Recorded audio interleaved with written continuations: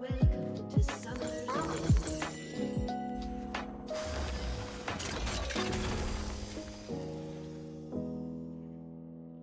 30 seconds until minions spawn.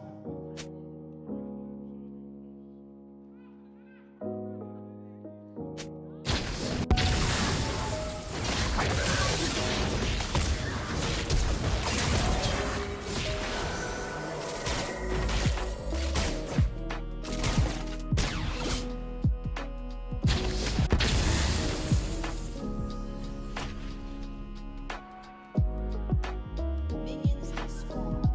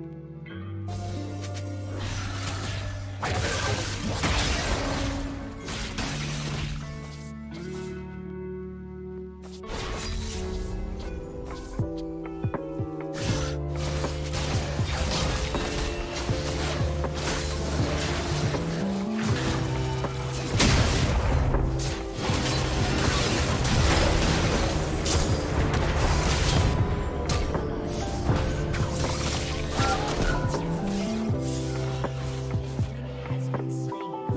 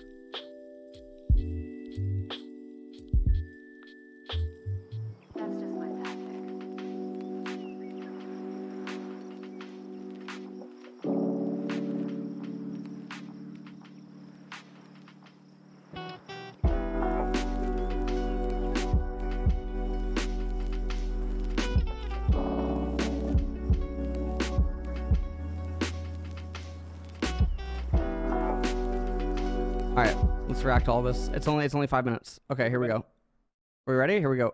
We're back with another dev update video. Today is March 8th.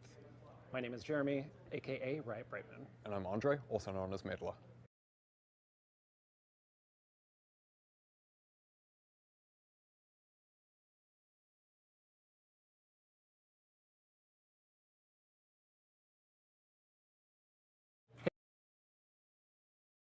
Hey everybody, we're back with another dev update video. Today is March 8th. My name is Jeremy, aka Riot Brightman. And I'm Andre, also known as Medler. Now, later in this video, we're going to introduce you to another member of our team, Pew Liu, who's the game director of League of Legends. But first, let's talk about some champion updates. So, as we've mentioned previously, we're looking to do more champion updates this year and in the future. And we wanted to give you an update on one particular types of those, mid-scopes. Champion updates, they're not one size fits all. Different champions have different needs. For some, it's the art, for others it's gameplay, for some it's both. And mid-scopes are a focus on gameplay in particular. Champions where we think we have a lot of opportunity, or a lot of problems to fix. Now that we've got Yuumi out of the way though, she jumped to the front of the pack as a bit of a problem in all skill levels across League, we can focus on a few other champions. And right now we're working on Ral, really trying to help her live up to her mounted knight, lancer fantasy sort of thing that we think's pretty compelling but not quite there.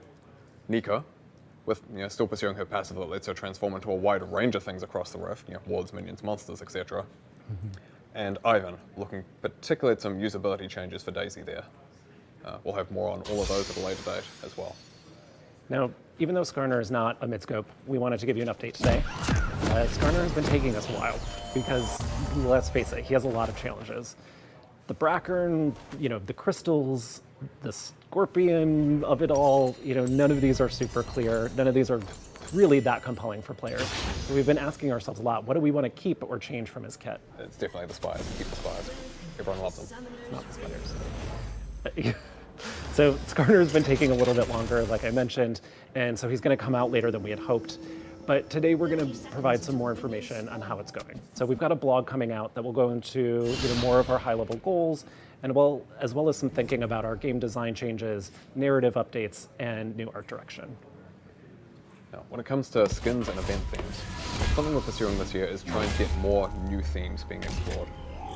The first example of that, Fairy Court, should be either out on PBE or going live soon by the time you see this video. We've also got a couple of new themes though we're exploring for larger events coming in the moderate future. One of those will be MSI in May, and the other will be the largest summer event in the middle of the year.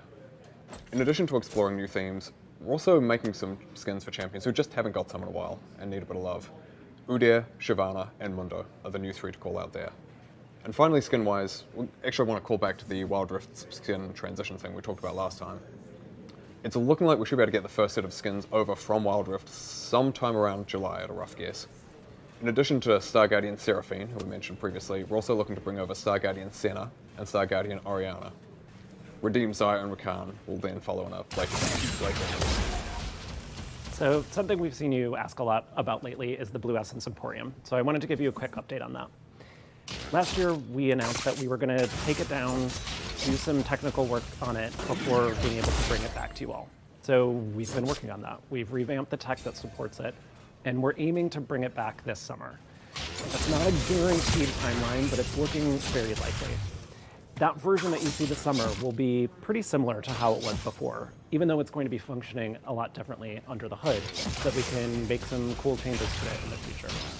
And now we'd like to introduce Pooh, who we mentioned earlier. He's going to talk about some of the longer-term investments and decisions we'll make for the league. Hey all, I'm Pew, aka Pew Pew Lasers, and I'm League's game director. My role on the team is to help us understand and serve League's diverse audiences. Whether you're a master level ranked player, which I am not, an ARAM main, or someone who's just excited to play your favorite champion in different ways in League of Legends. What you all want from League changes over time, and as the team on working on League of Legends, we need to learn with you and change with you in order to give you guys the best experience possible. As Kazik says, change is good. So an example of change coming up is quick play. Blind pick is the least popular tier in League of Legends, and it's actually getting worse over time. We want to evolve that into quick play in order to give you guys what you want about blind pick in a better way. So similar to the old team builder, we're going to allow you to choose your favorite champion, your favorite role, and you're guaranteed to get at least one of those in your next game. The queue's going to pop, you're going to see which champion or role that you got, and you'll go right into the gameplay. We're excited about this, and we're going to test it in a few regions in the coming months, and see if y'all like the direction. If you do, we'll work with you to refine it and make sure it's as good as possible in order to make your experience better. Another thing that's going on is that starting on April 4th, League will no longer be supported by 32-bit operating systems, meaning that players will have to move to 64-bit. Now that sounds kind of scary, but this actually impacts less than 0.1% of players worldwide. If this affects you, you'll get a message starting in patch 13.7. This allows us to help move League into the future. There's a couple of areas we're immediately targeting, such as improving security features, our anti-cheat, and bot detection. Ultimately, this allows for bigger dreams, bigger possibilities for League of Legends, and we're excited about what we can do with the experience. That's it from me.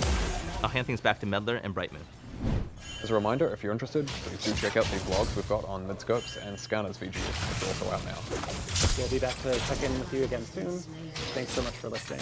We'll see you on the Rift. Thanks to all. Enemy has been slain.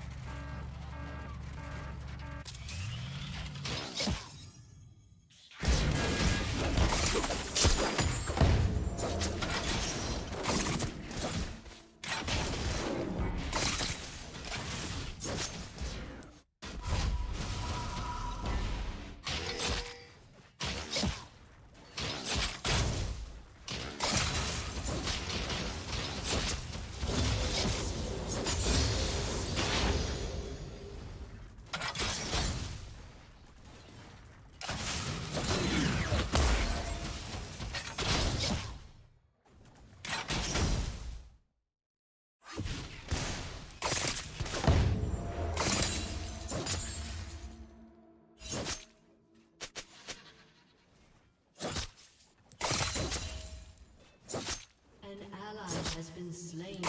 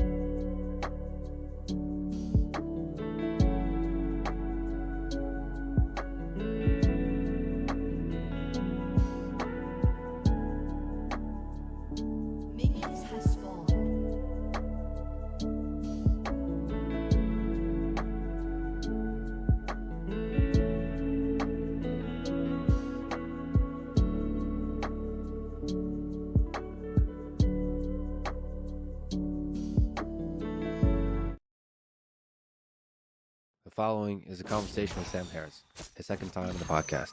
As I said 2 years ago when I first met and spoke with Sam, he's one of the most influential, pioneering thinkers of our time. As the host of the Making Sense podcast, creator of the Waking Up app, and the author of many seminal books on human nature and the human mind, including The End of Faith, The Moral Landscape, Lying, Free Will, and Waking Up. In this conversation, besides our mutual fascination with AGI and free will, we do also go deep into controversial, challenging topics of Donald Trump, Hunter Biden, January 6th, vaccines, lab leak, Kanye West, and several key figures at the center of public discourse, including Joe Rogan and Elon Musk, both of whom have been friends of Sam and have become friends of mine, somehow in an amazing life trajectory that I do not deserve in any way, and in fact believe is probably a figment of my imagination. And if it's all right, please allow me to say a few words about this personal aspect of the conversation, discussing Joe, Elon, and others. What's been weighing heavy on my heart since the beginning of the pandemic, now 3 years ago, is that many people I look to for wisdom, public discourse, stop talking to each other as often, with respect, humility, and love, when the world needed those kinds of conversations the most. So my hope is that they start talking again. They start being friends again. They start noticing the humanity that connects them that is much deeper than the disagreements that divide them. So let me take this moment to say, with humility and honesty, why I look up to and am inspired by Joe, Elon, and Sam.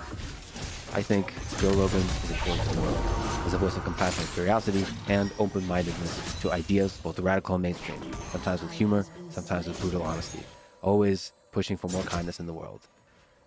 I think Elon Musk is important to the world as an engineer, leader, entrepreneur, and human being who takes on the hardest problems that face humanity and refuses to accept the constraints of conventional thinking that made the solutions to these problems seem impossible.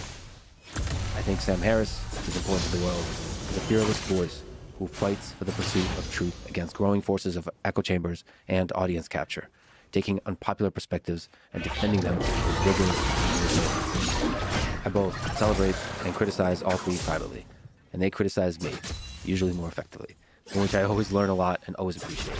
Most importantly, there is respect and love for each other as human beings, the very thing that I think the world needs most now, in a time of division and chaos. I will continue to try to mend divisions, to try to understand, not deride, to turn the other cheek if needed, to return hate with love. Sometimes people criticize me for being naive, cheesy, simplistic, all of that. I know. I agree. But I really am speaking from the heart, and I'm trying. This world is too fucking beautiful not to try, in whatever way I know how. I love you all. This is the Let's Read the podcast. To support it, please check out our sponsors in the description. And now, dear friends, here's Sam Harris. What is more effective at making a net positive impact on the world? Empathy or reason? It depends on what you mean by empathy. At least two kinds of empathy. The cognitive form, which is, I would argue, even a species of reason. It's just understanding another person's point of view. You understand why they're suffering, or why they're happy, or have a theory of mind about another human being that is accurate, and so you can navigate in relationships more effectively. And then there's another layer entirely not incompatible with that, but just distinct, is what people often mean by empathy, which is more kind of emotional contagion, right? Like you feel depressed, and I begin to feel depressed along with you because it's contagious, right? We're so close, and I'm so concerned about you, and your problems become my problems, and it bleeds through. Right now, I think both of those capacities are very important, but the emotional contagion piece, and this is not really my thesis, this is something I have more or less learned from Paul Bloom, the psychologist who wrote a book on this topic titled Against Empathy. The emotional social contagion piece is a bad guide rather often for ethical behavior and ethical intuition. Oh boy. And I'll give you the clear example of this, which is we find stories with a single identifiable protagonist who we can effortlessly empathize with far more compelling than data, right? So if I tell you, the classic case of the little girl who falls down a well, right? Somebody's daughter, you see the parents distraught on television, you hear her cries from the bottom of the well, the whole country stopped. And this is an example of this 20, 25 years ago, I think, where it was just wall to wall on CNN. This is just perfect use of CNN. It was 72 hours or whatever it was of continuous coverage, just extracting the gold from the well. So we effortlessly pay attention to that. We care about it. We will donate money toward it. And it's just marshals 100% of our compassion and altruistic impulse. Whereas if you hear that there's a genocide raging in some country you've never been to and never intend to go to, the numbers don't make a dent, and you find the story boring. Right? We'll change the channel in the face of genocide. Right? It doesn't matter. So it literally is perversely. It could be 500,000 little girls have fallen down wells in that country. We still don't think it, right? So it's many of us have come to believe that this is a bug rather than a feature of our moral psychology. And so empathy plays an unhelpful role there. So ultimately, I think when we're making big decisions about what we should do and how to mitigate human suffering and what's worth valuing and how we should protect those values, I think reason is the better tool. But it's not that I would want to dispense with any part of empathy either. Well, there's a lot of dangers to go on there. But briefly to mention, you recently talked about effective altruism on your podcast. I think you mentioned some interesting statement. I'm going to horribly misquote you, but that you'd rather live in a world, like it doesn't really make sense, but you'd rather live in a world where you care about maybe your daughter and son more than 100 people that live across the world, something like this. Like where the calculus is not always perfect, but somehow it makes sense to live in a world where it's irrational in this way, and yet empathetic in the way you've been discussing. Right. I'm not sure what the right answer is there, or even whether there is one right answer. There could be multiple peaks on this part of the moral landscape. But so the opposition is between an ethic that's articulated by someone like the Dalai Lama, right, or really any exponent of classic Buddhism, would say that the ultimate enlightened ethic is true dispassion with respect to friends and strangers, right? So that you would, the mind of the Buddha would be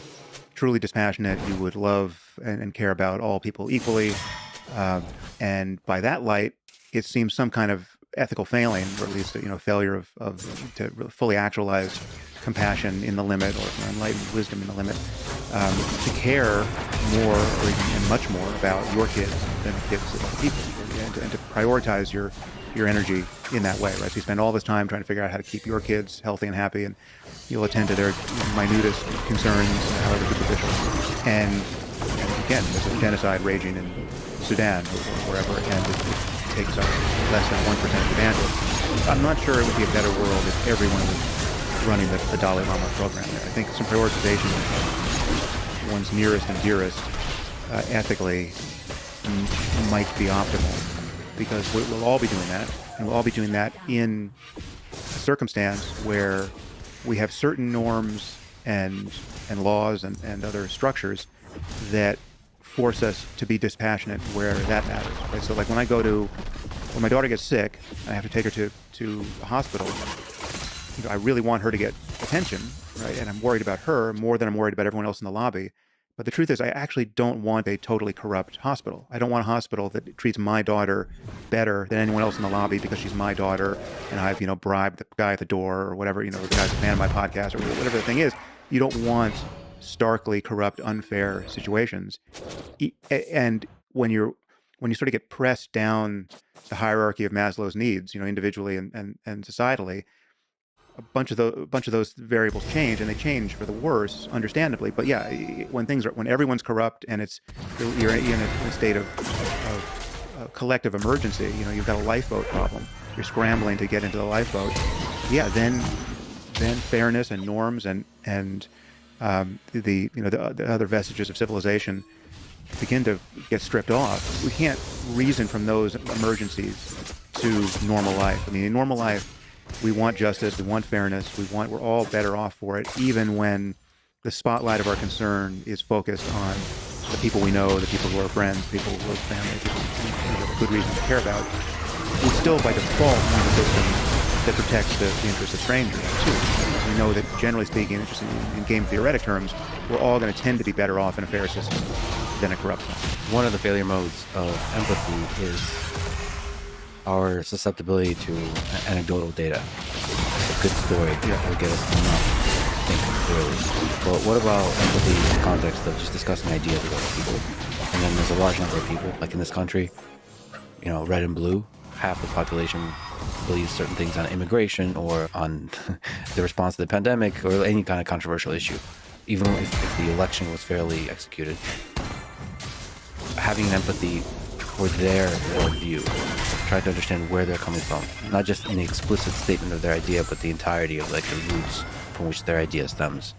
That kind of empathy while you're discussing ideas, what is in your pursuit of truth, having empathy for the perspective of a large number of other people versus raw mathematical reasoning. I think it's important, but it only takes you so far, right? It doesn't get you to truth, right? Truth is not decided by democratic principles, and certain people believe things for understandable reasons, but those reasons are nonetheless bad reasons, right? They don't scale, they don't generalize, they're not reasons anyone should adopt for themselves or respect, epistemologically, and yet their circumstance is understandable and it's something you can care about, right? And so yeah, like let me just take. I think there's many examples of this you might be thinking of, but one that comes to mind is I've been super critical of Trump, obviously, and I've been super critical of certain people for endorsing him or not criticizing him when he really made it patently obvious who he was.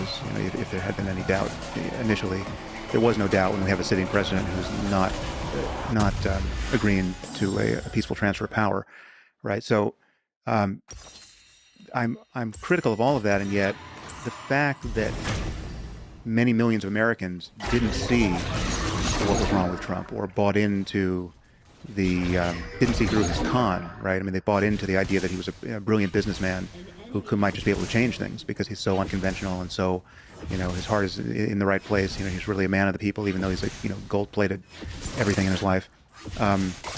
They bought the myth somehow largely because they had seen him on television for almost a decade and a half, pretending to be this genius businessman who could get things done. It's understandable to me that many very frustrated people who have not had their hopes and dreams actualized, who have been the victims of globalism and many other current trends, it's understandable that they would be confused and not see the liability of electing a grossly incompetent, morbidly narcissistic person into the presidency. Which is to say that I don't blame. There are many millions of people who I don't necessarily blame for the Trump phenomenon, but I can nonetheless bemoan the phenomenon as indicative of a very bad state of affairs in our society. And so there's two levels to it. I mean, one is I think you have to call a spade when you're talking about how things actually work and what things are likely to happen or not. But then you can recognize that people have very different life experiences, and yeah, I mean, I think empathy and probably the better word for what I would hope to embody there is compassion. Like really,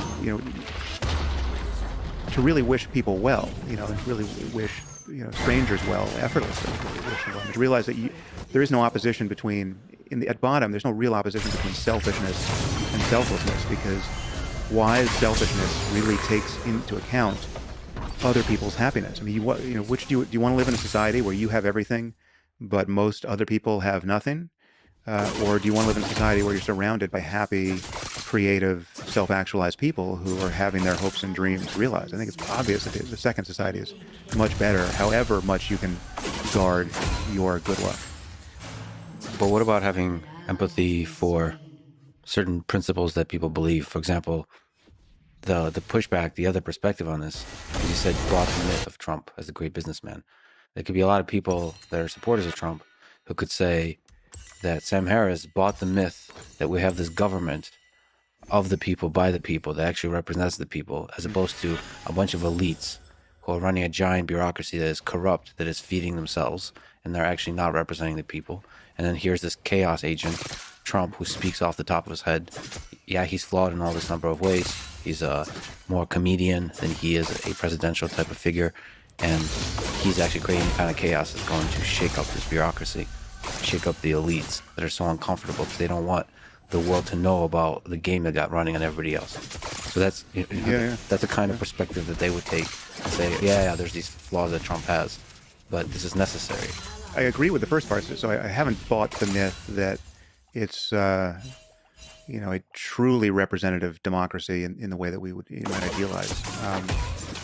And on some level, maybe this is a different conversation, but on some level, I'm not even sure how much I think it should be, right? Like, I'm not sure we want, in the end, everyone's opinion given equal weight about, just what we should do about anything. And I include myself in that. I mean, there are many topics around which I don't deserve to have a strong opinion because I don't know what I'm talking about, right? Or what I would be talking about if I had a strong opinion. So, and I think we'll probably get to that, to some of those topics, because I've declined to have certain conversations on my podcast just because I think I'm the wrong person to have that conversation, right? And it's I think it's important to see those bright lines in one's life and in the moment, politically and ethically. So yeah, I think. So leave aside the viability of democracy. I'm under no illusions that all of our institutions are worth preserving precisely as they have been up until the moment this great orange wrecking ball came swinging through our lives. But it was a very bad bet to elect someone who was grossly incompetent and, worse than incompetent, genuinely malevolent in his selfishness. Right? And this is something we know based on literally decades of him being a public eye. Right? He's not a public servant in any normal sense of that term, and he couldn't possibly give an honest or sane answer to the question you asked me about empathy and reason and like how should we, what should guide us. I genuinely think he is missing some necessary moral and psychological tools, right? And this is, I can feel compassion for him as a human being because I think having those things is incredibly important, and genuinely loving other people is incredibly important, and knowing what all that's about is that's really the good stuff in life. And I think he's missing a lot of that. But I think we don't want to promote people to the highest positions of power in our society who are far outliers in pathological terms, right? We want them to be far outliers in the best case, in wisdom and compassion and some of the topics you've brought up. I mean, we want someone to be deeply informed. We want someone to be unusually curious, unusually alert to how they may be wrong or getting things wrong consequentially. He's none of those things. And insofar as we're going to get normal mediocrities in that role, which I think is often the best we could expect, let's get normal mediocrities in that role, not once in a generation narcissists and frauds. I mean, we just take honesty as a single variable. I think you want, yes, it's possible that most politicians lie at least some of the time. I don't think that's a good thing. I think people should be generally honest, even to a fault. Yes, there are certain circumstances where lying, I think, is necessary. It's kind of on a continuum of self-defense and violence. So it's like if you're going to, if Nazis come to your door and ask you if you've got Anne Frank in the attic, I think it's okay to lie to them.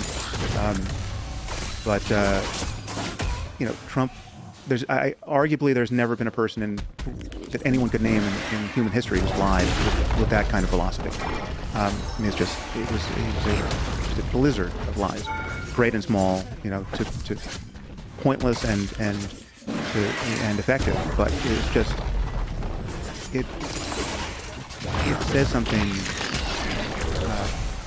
fairly alarming about our society that a person of that character got promoted. And so, yes, I have compassion and concern for half of the society who didn't see it that way, and that's going to sound elitist and smug or something for anyone who's on that side listening to me. But it's genuine. I mean, I understand. Like I barely have I'm like one of the luckiest people in the world, and I barely have the bandwidth to pay attention to half the things I should pay attention to in order to have an opinion about half the things we're going to talk about. Right? So how much less bandwidth is somebody who's working 2 jobs, or a single mom who's raising multiple kids, even a single kid. It's unimaginable that people have the bandwidth to really track this stuff. And so then they jump on social media and they get inundated by misinformation, and they see what their favorite influencer just said, and now they're worried about vaccines, and we're living in an environment where the information space has become so corrupted, and we've built machines to further corrupt it. We've built a business model for the internet that further corrupts it. So it's chaos in informational terms, and I don't fault people for being confused and impatient and at their wits' end. And yes, Nothing Trump was much. an enormous. Just slowly losing this game. Very slowly. Like graph that filter documents endpoint. And I don't know if that was a good use of my time. Stuff on the screen. We graphed the what example? The filter documents endpoint. Oh, nice. Like all the subcalls and stuff that it makes. Yeah, we found a library that does it, but it put out a PNG image. And you can read it when you zoom in, but it's like arrows pointing everywhere. Yeah. I don't know if this helps me much. Yeah. Do you need to know all the subcalls it makes? It's kind of just a mess. What? Well, I thought it might be useful. I guess, yeah, put a box around logging so you can ignore all of that. That's nice. Threading code. Okay, actually, maybe if you ignore most of this, then maybe it's useful.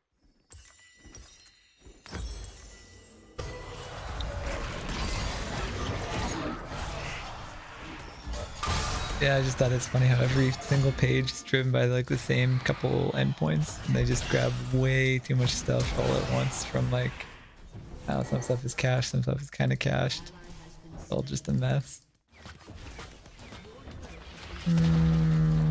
Face query. Nice. So, be nice if I could trim this up. Let's get the page out. Should be easy now.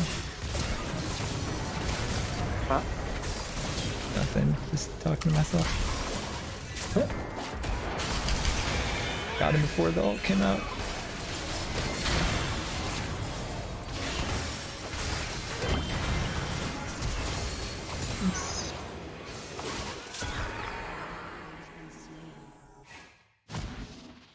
Oh no, that's sad.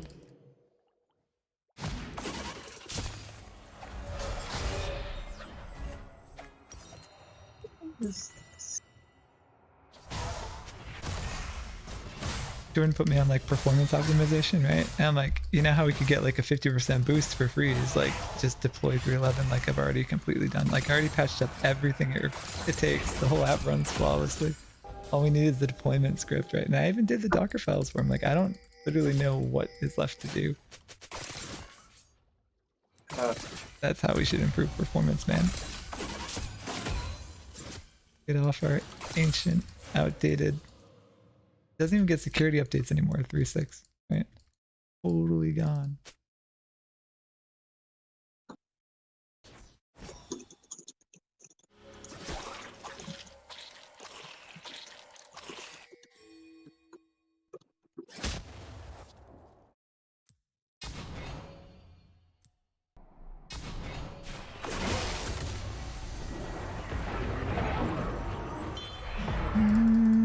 Tempted to.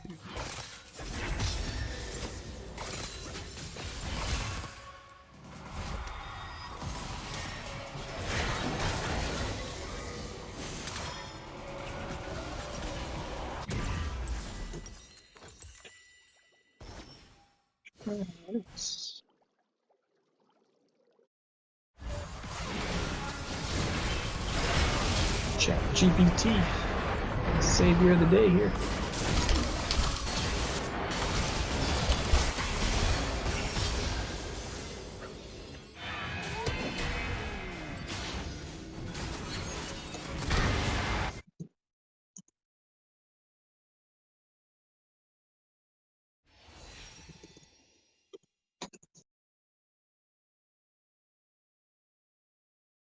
Have you tried GPT-4? No. That's the new ChatGPT thing.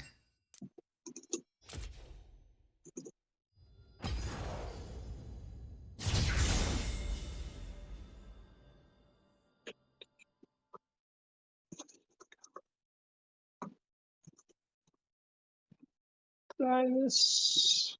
Oh.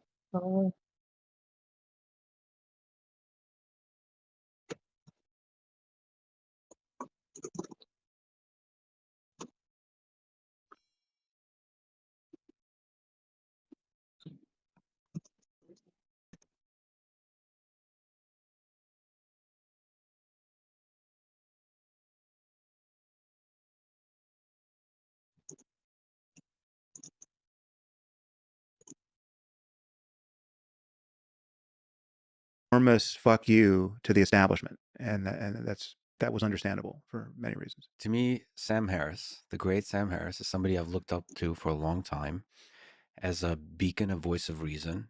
And there's this meme on the internet, and I would love you to steel man the case for it and against, that Trump broke Sam Harris's brain. That there's something is disproportionately to the actual impact that Trump had on our society. He had an impact on the ability of balanced, calm, rational minds to see the world clearly, to think clearly.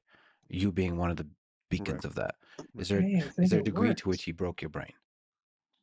No, Well, it's Otherwise not that known much as stuff Trump now. derangement syndrome. Yeah. Medical Well, so medical my condition. Maybe I'm just I mean, I think dumb Trump for not derangement diving syndrome into is a very There's clever so much meme time because it that I just just spent. Oh yeah. I've been doing this for like 4 hours now or some shit.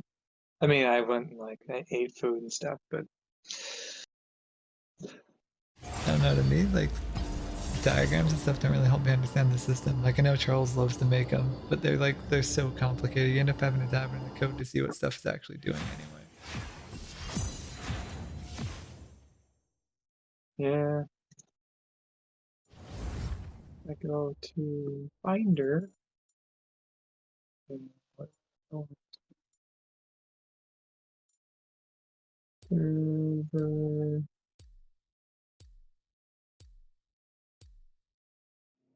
Vehicle. Someone.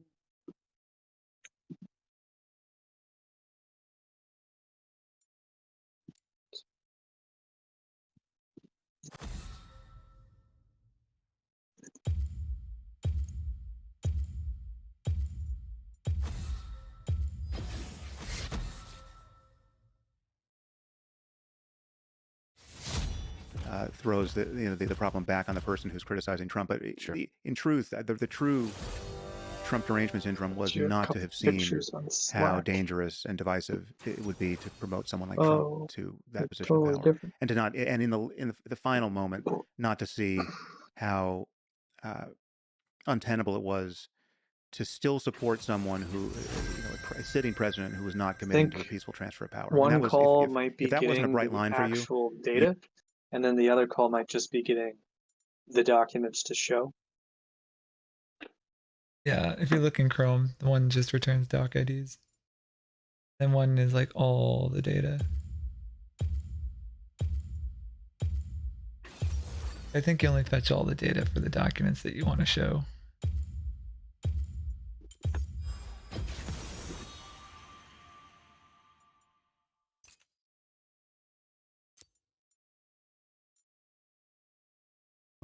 you have been deranged by something, because that was, that was 1 minute to midnight for our democracy, as far as I'm concerned. And I think it really was, but for the integrity of a few people, that we didn't suffer some real constitutional crisis and real emergency, after January 6th. I mean, if Mike Pence had caved in and decided to not certify the election, right?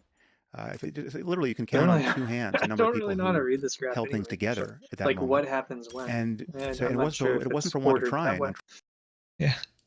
That's the thing about UML diagrams. Is like you end up having to dive into the code anyway because the relationships are too complicated, and you need to know what order things run in. You just have to read the text top to bottom. Like, I don't know. I think what this is telling me is that it's mostly like all going. It's not really crisscrossing at all.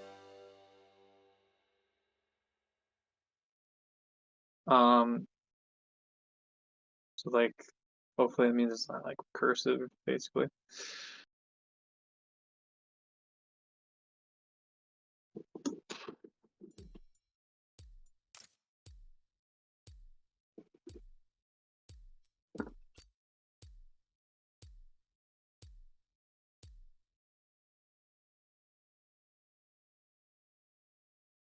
On Trump's part, that we Getting didn't get succumb to client by some user ID real, twice. truly uncharted catastrophe with our democracy. So the fact that that didn't happen is not a sign that those of us who were worried that it was so close to happening were exaggerating the problem. I mean, it's Probably like not that you big of almost a got run over deal by a to car, call that, but you didn't. And There's an so the optimization fact that you're for it. adrenalized and you're Get thinking, rid of you know, that oh boy, quick. that was dangerous. I probably shouldn't, Pass wander in it the on middle of the down. street with my eyes closed. You weren't wrong to feel that you really had a problem, right? And came very close to something truly terrible. So I think that's where we were, and I think we shouldn't do that again. Right? So the fact that he's coming back around as potentially a viable candidate, I'm not spending much time thinking about it, frankly, because it's I'm waiting for the moment where it requires some thought. I mean, it took up I don't know how many podcasts I devoted to the topic. It wasn't that many in the end, against the number of podcasts I devoted to other topics. But there are people who look at Trump and just find him funny, entertaining, not especially threatening. It's like not a it's just good fun to see somebody who's just not taking anything seriously, and it's just putting a stick in the wheel of business as usual, again and again and again and again,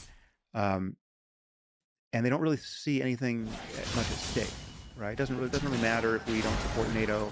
It doesn't really matter if he says he trusts Putin more than our intelligence services. None of this. It doesn't matter if he's on the one hand saying that he loves the leader of North Korea, and on the other threatens to bomb them back to the Stone Age, right, on Twitter. It all can be taken in the spirit of kind of reality television. It's like this is the part of the movie that's just fun to watch, right? And I understand that. I can even inhabit that space for a few minutes at a time, but there's a deeper concern that we're in the process of entertaining ourselves to death, right? That we're just not taking things seriously. And it's a problem I've had with several other people we might name who just appear to me to be goofing around at scale, and they lack a kind of moral seriousness. I mean, they're touching big problems where lives hang in the balance, but they're just I fucking don't around. want to do this for events at default I think now, they're 'cause really important problems that I'll we have to get understand that better. our heads straight around, and we need. It's not to say that institutions don't become corrupt. I think they do, and I'm quite worried that both about the loss of trust in our institutions and the fact that trust has eroded for good reason. Right? That they have become less trustworthy. They've become infected by political ideologies that are not truth tracking. I worry about all of that, but I just think we need institutions. We need to rebuild them. We need experts who are real experts. We need to value expertise over amateurish speculation and conspiracy thinking and just and bullshit. What kind of amateur speculation we're doing on this very podcast? I'm usually alert to the moments where I'm just guessing or where I actually feel like I'm talking from within my wheelhouse. And I try to telegraph that a fair amount with people. So yeah, I mean, but it's not. It's different. Like, I mean, you can invite someone onto your podcast who's an expert about something that you're not an expert about, and then you in the process of getting more informed yourself, your audience is getting more informed. So you're asking smart questions, and you might be pushing back at the margins, but you know that when push comes to shove on that topic, you really don't have a basis to have a strong opinion. And if you were going to form a strong opinion that was this counter to the expert you have in front of you, it's going to be by deference to some other expert who you've brought in or who you've heard about or whose work you've read or whatever. But there's a paradox to how we value authority in science that most people don't understand. And I think we should at some point unravel that, because it's the basis for a lot of public confusion. And frankly, it's the basis for a lot of criticism I've received on these topics, where people think that I'm I'm against free speech, or I'm an establishment shill, or it's like I just think I'm a credentialist. I just think people with PhDs from Ivy League universities should run everything. It's not true, but there's a ton of there's a lot to cut through to get to daylight there, because people are very confused about how we value authority in the service of rationality generally. You've talked about it, but it's just interesting, the intensity of feeling you have. You've had this famous phrase about Hunter Biden and children in the basement. Can you just revisit this case? So let me give another perspective on the situation of January 6th and Trump in general. It's possible that January 6th and things of that nature reveal that our democracy is actually pretty fragile, and that Trump is not a malevolent and ultra-competent malevolent figure, but is simply a jokester. And he just, by creating the chaos, revealed that it's all pretty fragile. Because you're a student of history, and there's a lot of people like Vladimir Lenin, Hitler, who are exceptionally competent at controlling power. at being executives and taking that power, controlling the generals, controlling all the figures involved, and certainly not tweeting, but working in the shadows, behind the scenes, to gain power. And they did so extremely competently, and that is how they were able to gain power. The pushback with Trump, he was doing none of that. He was creating what he's very good at, creating drama, sometimes for humor's sake, sometimes for drama's sake, and simply revealed that our democracy is fragile. So he's not this once-in-a-generation horrible figure. Once-in-a-generation narcissist. No, I don't think he's a truly scary, sinister, Putin-like or Hitler, much less Hitler-like figure. Not at all. I mean, he's not ideological. He doesn't care about anything beyond himself. So it's not. No, he's much less scary than any really scary, totalitarian, right? I mean, and he's more Brave New World than 1984. This is what Eric Weinstein never stopped badgering me about, but he's still wrong, Eric. I can, my analogy for Trump was that he's an evil Chauncey Gardner. I don't know if you remember the book or the film Being There with Peter Sellers. But Peter Sellers is this gardener who really doesn't know anything, but he gets recognized as this wise man and gets promoted to immense power in Washington because he's speaking in these kind of in a semblance of wisdom. He's got these very simple aphorisms, what seem to be aphorisms. He's just talking. All he cares about is gardening. He's just talking about his garden all the time. But he'll say something. But in the spring, the new shoots will bloom, and people read into that some kind of genius, insight politically. And so he gets promoted, and so that's the joke of the film. For me, Trump has always been someone like an evil Chauncey Gardner. I mean, he's. It's not to say he's totally. Yes, he has a certain kind of genius. He's got a genius for creating a spectacle around himself. Right? He's got a genius for getting the eye of the media always coming back to him. But it's a kind of self-promotion that only works if you actually are truly shameless and don't care about having a reputation for anything that I or you would want to have a reputation for, right? It's like the pure pornography of attention, right? He just wants more. A really long time. That's a bad sign. I think the truly depressing and genuinely scary thing was that we have a country that is half of the country, given how that's too complicated. Broken our society is in many ways. We have a country that didn't see anything wrong with that. Bringing someone who's obviously doesn't know what he should know. I think it might have been this library. And I graphed the whole app. Not a good Took a very person. long Right? time Obviously to doesn't complete, care but it about did people. eventually. Can't even pretend to care about people really, right? In a credible way. And so, if there's a silver lining to this, it's along the lines you just sketched. It shows us how vulnerable our system is to a truly brilliant and sinister figure, right? I mean, I think we are, we really dodged a bullet. Yes, someone far more competent and conniving and ideological could have exploited our system in a way that Trump didn't. And that's, so if we plug those holes eventually, that would be a good thing, and he would have done a good thing for our society, right? I mean, one of the things we realized, and I think nobody knew, I mean, I certainly didn't know it, and I didn't hear anyone talk about it, is how much our system relies on norms rather than laws. Right? Yeah, it's just like it's quite possible that he never did anything illegal, truly illegal. I mean, I think he probably did a few illegal things, but like illegal such that he really should be thrown in jail for it. Probably doing the graphs of descending so all of the chaos, all of hierarchy the over and over and over again, all of the diminishment of our stature, all of the opportunity cost of spending years focused on nonsense.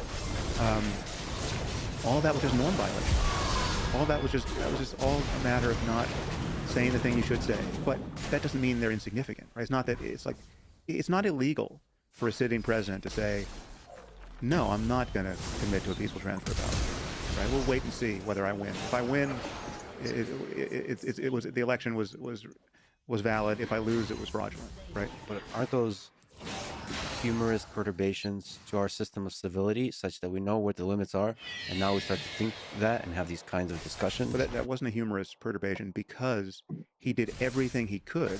Granted, he wasn't very competent, but he did everything he could to try to steal the election. I mean, the irony is he claimed to have an election stolen from him, all the while doing everything he could to steal it, declaring it fraudulent in advance, trying to get the votes to not be counted as the evening wore on, knowing that they were going to be disproportionately Democrat votes. because of because of the position he took on mail-in ballots. I mean, all of it was fairly calculated. The whole circus of the clown car that crashed into Four Seasons Landscaping, right? And you got Rudy Giuliani with his hair dye, and you got Sidney Powell and all these grossly incompetent people lying as freely as they could breathe about election fraud, right? And all of these things are getting thrown out by largely Republican election officials and Republican judges. It wasn't for want of trying that he didn't maintain his power in this country. He really tried to steal the presidency. He just was not competent, and the people around him weren't competent. So that's a good thing, and it's worth not letting that happen again. But he was incompetent, so he didn't do everything. Well, no, he did everything he could. He didn't do everything that could have been done by someone more competent. Right, but the tools you have presently, you can do a lot of things. You can declare emergencies, especially in COVID. You can postpone the election. Right. You can create military conflict. That for any kind of reason, postpone the election. There's a lot of ways. But he tried to do things, and he would have to have done those things through other people. And there are people who refused to do those things. There are people who said they would quit. They would quit publicly, right? I mean, you start again. There are multiple books written about the last hours of this presidency, and the details are shocking in what he tried to do and tried to get others to do, and it's awful. Right? I mean, it's just awful that we were that close to something, to a true unraveling of our political process. And it's the only time in our lifetime that anything like this has happened, and it's deeply embarrassing, right? For on the world stage, it's just like we looked like a banana republic there for a while, and we're the lone superpower. It's not good, right? And so we shouldn't. The people who thought, well, we just need to shake things up, and this is a great way to shake things up. And having people, storm our Capitol and smear shit on the walls. That's just more shaking things up, right? It's all just a lull. There's a nihilism and cynicism to all of that, which, again, in certain people it's understandable. Frankly, it's not understandable if you've got $1 billion and you have a compound in Menlo Park or wherever. It's like there are people who are cheerleading this stuff who shouldn't be cheerleading this stuff, and know that they can get on their Gulfstream and fly to their compound in New Zealand. Everything goes to shit, right? So there's a cynicism to all of that I think we should be deeply critical of. What I'm trying to understand is not and analyze not the behavior of this particular human being, but the effect it had, in part, on the division between people. To me, the meme of Sam Harris's brain being broken by Trump represents. You're like the person I would look to. Called find sections by pattern only 55 times. I don't think there is judgments. Something profitably to be said to someone who's truly captivated by the personality cult of Trumpism, right? Like, there's nothing that I'm going to say there's no conversation I'm going to have with Candace Owens, say, about Trump that's going to converge on something reasonable. Right? You don't think so? No, I mean, I haven't tried with Candace. I've tried with many people who are in that particular orbit. I mean, I've had conversations with people who won't admit that there's anything wrong with Trump. Anything. So I'd like to push for the empathy versus reason. Because when you operate in the space of reason, yes. But I think there's a lot of power in you, Sam Harris, showing that you're willing to see the good qualities of Trump, publicly showing that. I think that's the way to win over. But he has so few of them. He has fewer good qualities than virtually anyone I can name. Right. But so he's funny. I'll grant you that he's funny. He's a good entertainer. There's others. Look at just policies and actual impacts he had. I've admitted that. No. So I've admitted that many of his policies I agree with. Many of his policies. So probably more often than not, at least on balance, I agreed. I agreed with his policy that we should take China seriously as an adversary, right? And I think. I mean, again, there's a lot of fine print to a lot of this because the way he talks about these things and many of his motives that are obvious are things that I don't support. But we take immigration. I think it's obvious that we should have control. Made 26 calls to right? Like I don't see the argument for not having control of our borders. We should let in who we want to let in, and we should keep out who we want to keep out, and we should have a sane immigration policy. So it's kind of a surprising amount of time. I didn't necessarily think it was a priority to build the wall, but I never criticize the impulse to build the wall because maybe it's tens of thousands, hundreds of thousands of people are coming across the border, and we are not in a position to know who's coming. That seems untenable. So, and I can recognize that many people in our society are, on balance, the victims of immigration, because and there is in many cases a zero-sum contest between the interests of actual citizens and the interests of immigrants, right? So I think we should have control of our borders. We should have a sane and compassionate immigration policy. We should let in refugees, right? So Trump on refugees was terrible, but no, like I would say 80% of the policy concerns people celebrated in him are concerns that I either share entirely or certainly sympathize with, right? So like that's not the issue. The issue is threat to democracy. Well, the issue is largely what you said it was. It's not so much the person; it's the effect on everything he touches. Right? He has this superpower of deranging and destabilizing almost everything he touches, and sullying and compromising the integrity of almost anyone who comes into his orbit. I mean, so you looked at these people who served, as chief of staff or various cabinet positions. People have real reputations, for probity and level-headedness. Whether you share their politics or not. I mean, these were real people. These are not. It doesn't speak well of my some of them were goofballs, patterns. but compiling is always the slow part, though. Running it is usually not. Many people who if just you didn't got make a bad pattern, totally running it's not too trashed bad, but by 17 seconds proximity to compile him, these patterns, and then trashed by him when they finally parted company with him. Although that being said, it probably I mean, it's just people bent over backwards to accommodate his norm violations, and it could include some it stuff was bad that for them. It was gets bad for our earlier normally, but system. I don't know. And, It's kind of still. but none of that discounts the fact that we have a system that really needs proper house cleaning. Yes, Yeah, it only there are spent bad incentives 1.4 and, seconds searching. entrenched interests, and I'm not a fan of the concept of the deep state, but because it's been so propagandized. But yes, there's something like that, that is not Well, let's put that to do this, but I'm not sure. flexible enough to respond intelligently to the needs of the moment. Right. So there's a lot of rethinking of government and institutions in general that I think we should do. But we need smart, well-informed, well-intentioned people to do that job.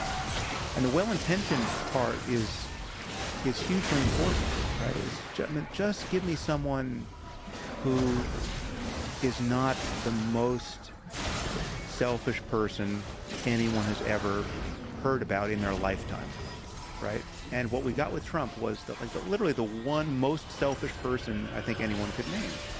I mean, and again, there's so much known about this man. That's the thing. It's like it predates his presidency. We knew this guy 30 years ago, and this is why, to come back to the inflammatory comments about Hunter Biden's laptop.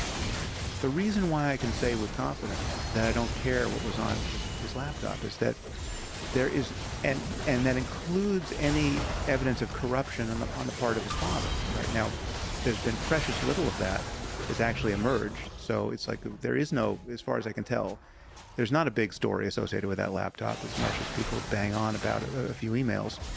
But even if there were just obvious corruption, right? Like Joe Biden was at this meeting and he took, this amount of money from this shady guy for bad reasons, right?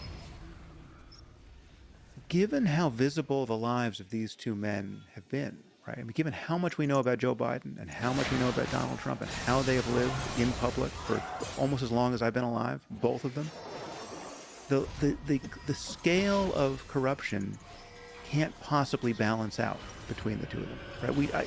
If you show me that Joe Biden has this secret life where he's driving a Bugatti and he's living like Andrew Tate, right, and he's doing all these things I didn't know about, okay, then I'm going to start getting a sense that, all right, maybe this guy is way more corrupt than I realized. Maybe there is some deal in Ukraine or with China that is just like, this guy's not who he seems. He's not the public servant he's been pretending to be.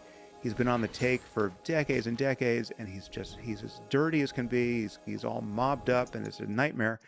And he can't be trusted, right? That's possible if you show me that his life is not at all what it seems. But on the assumption that having looked at this guy for literally decades, right, and knowing that every journalist has looked at him for decades, just how many affairs is he having? Just how much, how many drugs is he doing? How many houses does he have? Where, what are the obvious conflicts of interest? You hold that against what we know about Trump, right? And I mean, the litany of indiscretions you can put on Trump's side that testify to his personal corruption, to testify to the fact that he has no ethical compass. There's simply no comparison, right? So that's why I don't care about what's on the laptop. Now, if you tell me Trump is no longer running for president in 2020, all this stuff just takes and time. we can put Trumpism behind us, Like, and now you're let's try this saying, real quick. listen, there's a lot of Just stuff on that hours laptop later. that makes. Yeah. Yeah.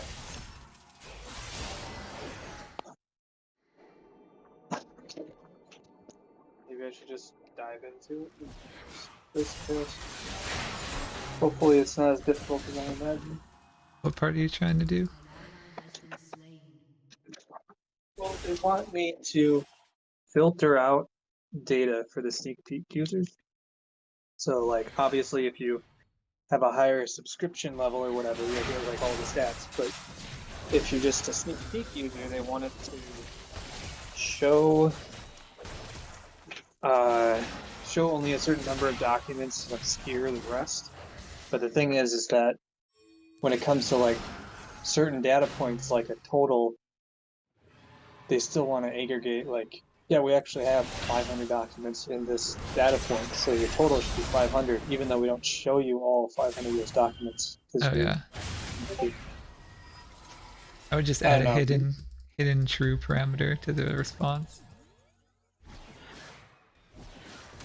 Yeah, I mean, maybe it's not going to be. I don't know. I can't tell if this is supposed to be difficult or not. They make it sound like it's going to be difficult. I'm like, shit, that sounds complicated. But maybe it's not. Yeah.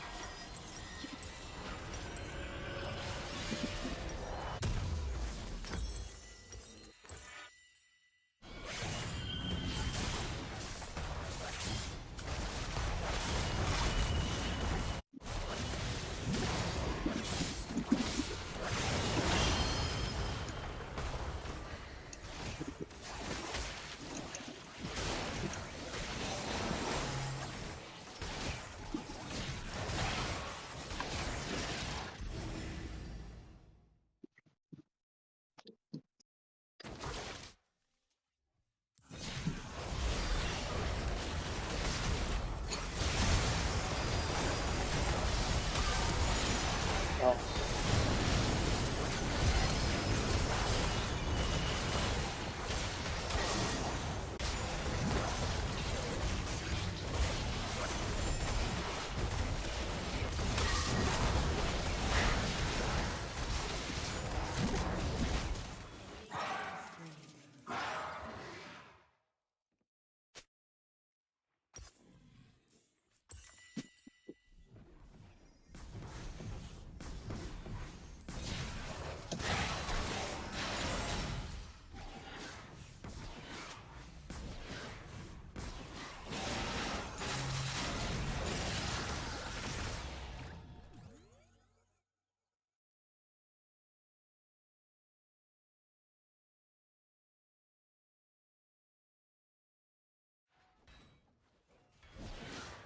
Yeah, that's what I was doing.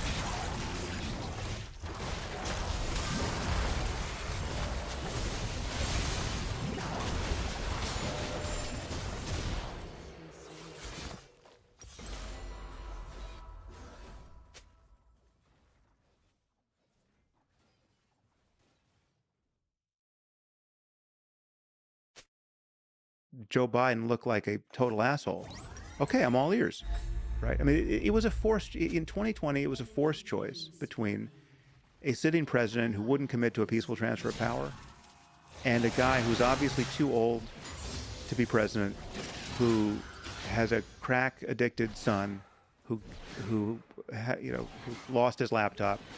And I just knew that I was going to take Biden in spite of whatever litany of horrors was going to come tumbling out of that laptop. And that might involve sort of, so the actual quote is Hunter Biden literally could have had the corpses of children in the basement. There's a dark humor to it, right? Which is, I think you speak to. I would not have cared. There's nothing. It's Hunter Biden. It's not Joe Biden. Whatever the scope of Joe Biden's corruption is, it is infinitesimally compared to the corruption we know Trump was involved in.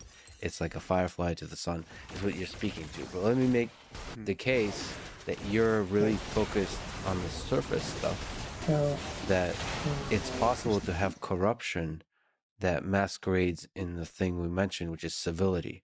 You can spend hundreds of billions of dollars or trillions towards the war in the Middle East, for example, something that you've changed your mind on in terms of the negative impact it has on the world. And that, the military-industrial complex, everybody's very nice, everybody's very civil, it's very upfront, here's how we're spending the money. Yeah, it sometimes somehow disappears in different places, but that's the way, war is complicated, and everyone is very polite. There's no coke and strippers or whatever is on the laptop. It's very nice and polite. In the meanwhile, hundreds of thousands of civilians die. Hate, just an incredible amount of hate is created because people lose their family members, all that kind of stuff. But there's no strippers and coke on a laptop. So but it's not just superficial. It is when someone only wants wealth and power and fame. That is their objective function. They're like a robot that is calibrated just to those variables, right? And they don't care about the risks we run on any other front. They don't care about environmental risk, pandemic risk, nuclear proliferation risk, none of it, right? They're just tracking fame and money and whatever can personally redound to their self-interest along those lines. And they're not informed about the other risks we're running, really. I mean, in Trump, you had a president who was repeatedly asking his generals, why couldn't we use our nuclear weapons? Why can't we have more of them? Why do I have fewer nuclear weapons than JFK? Right? As though that were a sign of anything other than progress, right? And this is the guy who's got the button, right? I mean, somebody's following him around with a bag, waiting to take his order to launch, right? That is it's a risk we should never run. One thing Trump has going for him, I think, is that he doesn't drink or do drugs, right? Although there's people allege that he does speed, but let's take him at his word. He's not deranging himself with pharmaceuticals, at least, but apart from Diet Coke.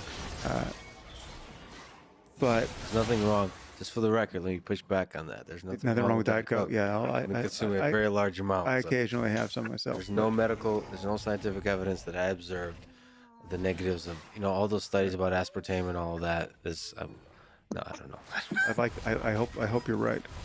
I mean, everything you said about the military-industrial complex is true, right? And we've been worrying about that on both sides of the aisle for a very long time. I mean, that's just that phrase came from Eisenhower.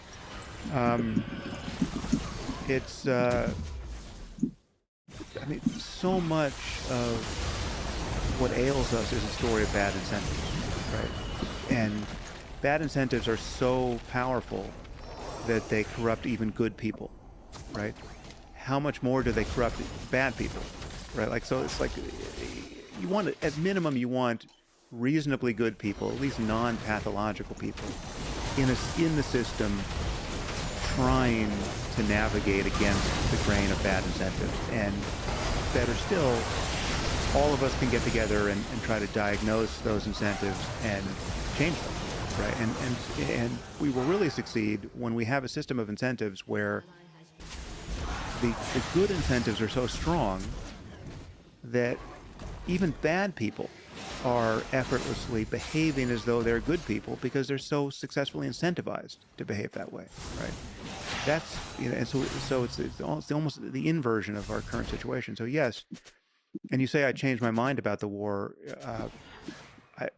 Not quite. I mean, I was never a supporter of the war in Iraq. I was always worried that it was a distraction from the war in Afghanistan. I was a supporter of the war in Afghanistan. And I will admit, in hindsight, that looks like, at best, a highly ambiguous and painful exercise. More likely a fool's errand, right? It's like that. It did not turn out well. It wasn't for want of trying. I don't. I have not done a deep dive on all of the failures there. And maybe all of these failures are failures in principle. I mean, maybe that's not the kind of thing that can be done well by anybody, whatever our intentions. But yeah, the move to Iraq always seemed questionable to me. And when we knew the problem, the immediate problem at that moment, Al Qaeda was in Afghanistan, and and then bouncing to Pakistan. Anyway, so yes, but my sense of the possibility of nation building, my sense of insofar as the neocon spirit of responsibility and idealism, that America was the kind of nation that should be functioning in this way as the world's cop, and we have to get in there and untangle some of these knots by force rather often, because if we don't do it over there, we're going to have to do it over here, kind of thing. Yeah, some of that has definitely changed for me in my thinking. I mean, there are obviously cultural reasons why it failed in Afghanistan, and if you can't change the culture, it's you're not going to force a change at gunpoint in the culture, or it certainly seems that that's not going to happen. And it took us over 20 years to realize that. That's one of the things you realize with the wars. There's not going to be a strong signal that things are not working. If you just keep pouring money into a thing, a military effort. Well, also there are signs of it working too. You have all the stories of girls now going to school, right? The girls are getting battery acid thrown in their faces by religious maniacs, and then we come in there and we stop that, and now girls are getting educated, and and that's all good, and our intentions are good there. And I mean, we're on the right side of history there. Good girls should be going to school. Malala Yousafzai should have the Nobel Prize, and she shouldn't have been shot in the face by the Taliban, right? We know what the right answers are there. The question is, what do you do when there are enough, in this particular case, religious maniacs who are willing to die and let their children die in defense of crazy ideas and moral norms that belong in the 7th century? And it's a problem we couldn't solve, and we couldn't solve it even though we spent trillions of dollars to solve it. This reminded me of the thing that you and Jack Dorsey jokingly had for a while, the discussion about banning Donald Trump from Twitter. But does any of it bother you now that Twitter files came out? That, I mean, this has to do with sort of the Hunter Biden laptop story. Does it bother you that there could be a collection of people that make decisions about who to ban or not, and that could be susceptible to bias and to ideological influence? Well, I think it always will be, or in the absence of perfect AI, it always will be. And this becomes relevant with AI as well. Yeah. Because there's some censorship on AI happening. Yeah. And it's an interesting question there as well. I don't think Twitter is as important as people think it is, right? And I used to think it was more important when I was on it, and now that I'm off of it, I think it's I mean, first let me say it's just an unambiguously good thing in my experience to delete your Twitter account, right? It's like it is just, even the good parts of Twitter that I miss were bad in the aggregate. In the degree to which it was fragmenting my attention. The degree to which my life was getting doled out to me in periods between those moments where I checked Twitter, right, and had my attention diverted. And I was, I was not a crazy Twitter addict. I mean, I was probably a pretty normal user. I mean, I was not someone who was tweeting most. The pilot? Hi. How long have you been flying for? 21 years, but maybe like 30 something. I want to know, because they say the pilots know a lot. Do you think the Earth is flat or no? I know it's flat. You know it's flat? How long have you been flying for, you said? Over 30 years. And when you tell people that, do they think you're like crazy or no? Only one person. Only one person? Yeah. They built it for a flat, stationary Earth. And my goal is for some young fighter pilot to listen to what I just said, go out tomorrow and set the bottom of your L strobe on your altitude, run it out there to 80 miles, and that bottom altitude on your cursor will stay the same. Are you a pilot? Yes, sir. One question. Okay. When you descend in the air, Yeah. do you dip or do you go straight? It's straight. Straight? A little more with the nose out. That's it. But straight. You don't dip into the... No. Okay, thank you so much. I appreciate you. You're welcome, sir. All Have right. a great day. Did you notice any curvature while we were up there? Curvature? No. No? There's no curvature? It's just all flat. The pilots. Is the Earth flat or round? Flat. Thanks. I'm with you. Pregunta controversial. Hay un debate ahora en YouTube especialmente en el que las personas se cuestionan que si la curvatura de la Tierra es observable o no es observable. No, a las alturas que vuelan esos aviones, usted no va haciendo ningún ajuste, va como si fuera parejito, sobre terreno. No, pero sí tiene unos 2 grados más alto que normal, depende de del peso del avión. Ok, la nariz va hacia arriba. Sí. Pero no tienen que buscar la curvatura. No, vuelan como si fuera sobre un plano. Sí, es lo que trata de hacer el avión. Bueno, muchas gracias, capitán. Que siga bien. Hasta luego. Because they tell us, that at least in the U.S., the ground's moving at about 700 miles an hour left to right. And I was thinking that's kind of odd if you're landing going north, or moving in the north direction. That's not, no. The ground looks to us like it's standing still. Yeah, not an issue, huh? Yeah, no. You could probably see the Rockies from Kansas. Wow. But here it's a clear day, but if it's smoky or hazy, obviously we can't see. Excuse me, guys. Hey. I have a question for you. None of us can answer it. You guys adjust for curvature as you're flying through the air. They're supposed to be a ball, right? Yeah. So should we be dipping down the nose of the plane to compensate for the curvature, or do you guys or do you fly on over a flat plane? Well, we're about a millimeter over a balloon. We're not that. 8 inches per mile squared is the official story of what the curvature drop should be. So a distance that far, if you're 8 inches from the shore on a beach, and your friend is rowing his boat out 1 mile away, the boat should be already hidden by the curvature. You guys don't see curve; you see horizon at eye level. No, I mean, if you look at more of a curvature of the Earth, we're on the perpendicular. We're just on that tangent. So and really, that never changes. Earth's flat. Sorry? Earth is flat. Oh, I see. Yeah, well, we know that. We've seen it every day. Flat and stationary. Exactly. Everybody else. Well, you know that. You guys see the horizon at eye level, and you have to understand that if you're on a ball, as you rise from the ball, you would have to look down to see the horizon. Yeah. You don't ever see that. I look out the window of the plane, and I see horizon as far as I can see, flat. What's different from the front? Even from there. Your windows aren't that much different. Earth is flat. It's a big lie. You guys look into it. You know it's flat. You guys fly over it every day. We're not allowed to tell anybody that. I know. Do you say it's flat? Yes. Yes? Thank you very much. Is there any more pilots up here, or is it just you? Just me. Just you. I got a quick question for you. Yeah. When you're up there, come on, cruising altitude, do you all have to adjust for any curvature of the Earth while you're up there? No. You don't? Because my understanding is you're like on pretty much like a parallel sort of flight, other than takeoff and landing, correct? Yeah. Okay. So yeah, I guess it's more vertical. We're not curving at all.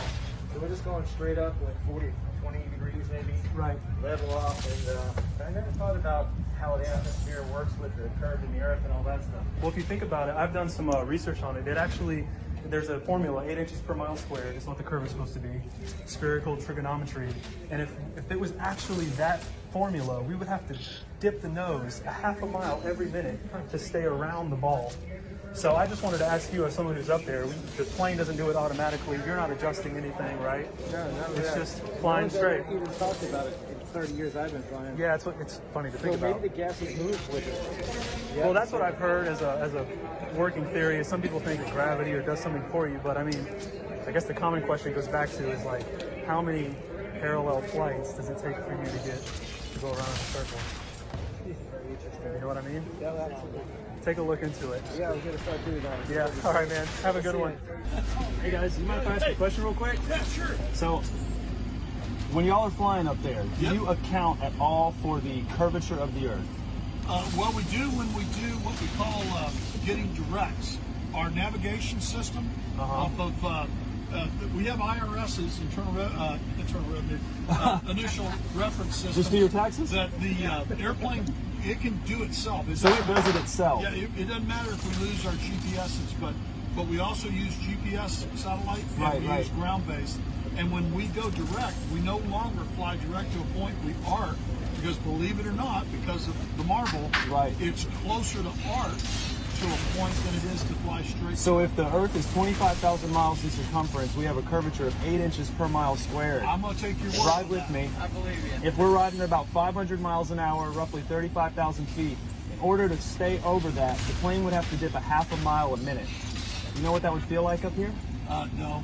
It would feel like a lot of dipping. Are you going to launch satellites when you, or do you do No, that? but I know people that actually launch we launch high altitude balloons. Very cool. 120,000 feet, level plane. So say that again. In Yeah. order to stay at the same altitude. Right. So if it's a 25,000 mile circumference ball, 8 inches per mile squared is the formula. It's spherical trigonometry. You have to kind of go do the math to make sure it works out. But if you're traveling at that speed, we would have to dip a half a mile a minute just to stay over that. So it would honestly be like we were kind of dipping all the time. And as you all know, the nose is slightly up, flying level. So my question is like, how many level flights does it take to go around the ball? We're not curving on the way to France. We're not curving on the way to New York. We are. Are we? Yeah. Yeah, dude. I mean, the forces equal out, right? Like the gravity, the gravitational force. All right, now is the plane doing it or is gravity doing it? So now we got two different things. I'm staying out of this. All right, one more and I'll let you guys go. The Earth is moving at east to west, 1,000 miles an hour, right? I'll take your word for it. What's it like landing on a runway north and south if that runway is moving 1,000 miles an hour east? We're moving 1,000 miles. We're moving with the Earth. So the only thing independent of the Earth's spin is sniper bullets, not balloons and airplanes. Think about it. I love it, man. Think about it. All right, bro. Your experience will tell you you're flying over a stationary plane. Just forget what you're taught. Just get the wheels turning. Y'all have a good day. You too, man. Whenever you fly your plane, do you ever account for curvature? No. Do you ever account for Coriolis or Earth spin? No. Do you ever see the Earth curving? No. Does water find its level? Yes. Does it always find its level? Yes. Okay, so water always finds its level. Does water conform to its container? Yes. Y luego, además, aquí aparece como si fuera, no sé cómo le llamamos a esto, un anexo, un añadido, algo que se cose. Sí, exactamente, un parchecito, que me recuerda a una persona muy especial. Plana y estacionaria, ¿se ve? ¿Plana? ¿Sí? ¿Y no tiene algo de achatamiento? ¿No se ve no? Eso es cuando ya nos vamos a la órbita, ¿no? La curvatura se ve cuando la cámara es de ojo de pez, como la que llevaba el que se tiró de Red Bull. Sí. Ahí sí que ves la curvatura, pero si la cámara es una cámara normal, se ve todo recto. Normalmente volamos a lo máximo, el techo del avión es 41.000 pies, que son 12 kilómetros, 800 metros o algo así. Sí. Pero normalmente volamos a 35, 37, que Ya, son no se ve. 10... la curvatura. No, hombre, no, según... a ver, yo he volado con el Lear a 47.000 pies, con el Lear del jet privado, que son unos 13 kilómetros, 600 o algo así, y tampoco.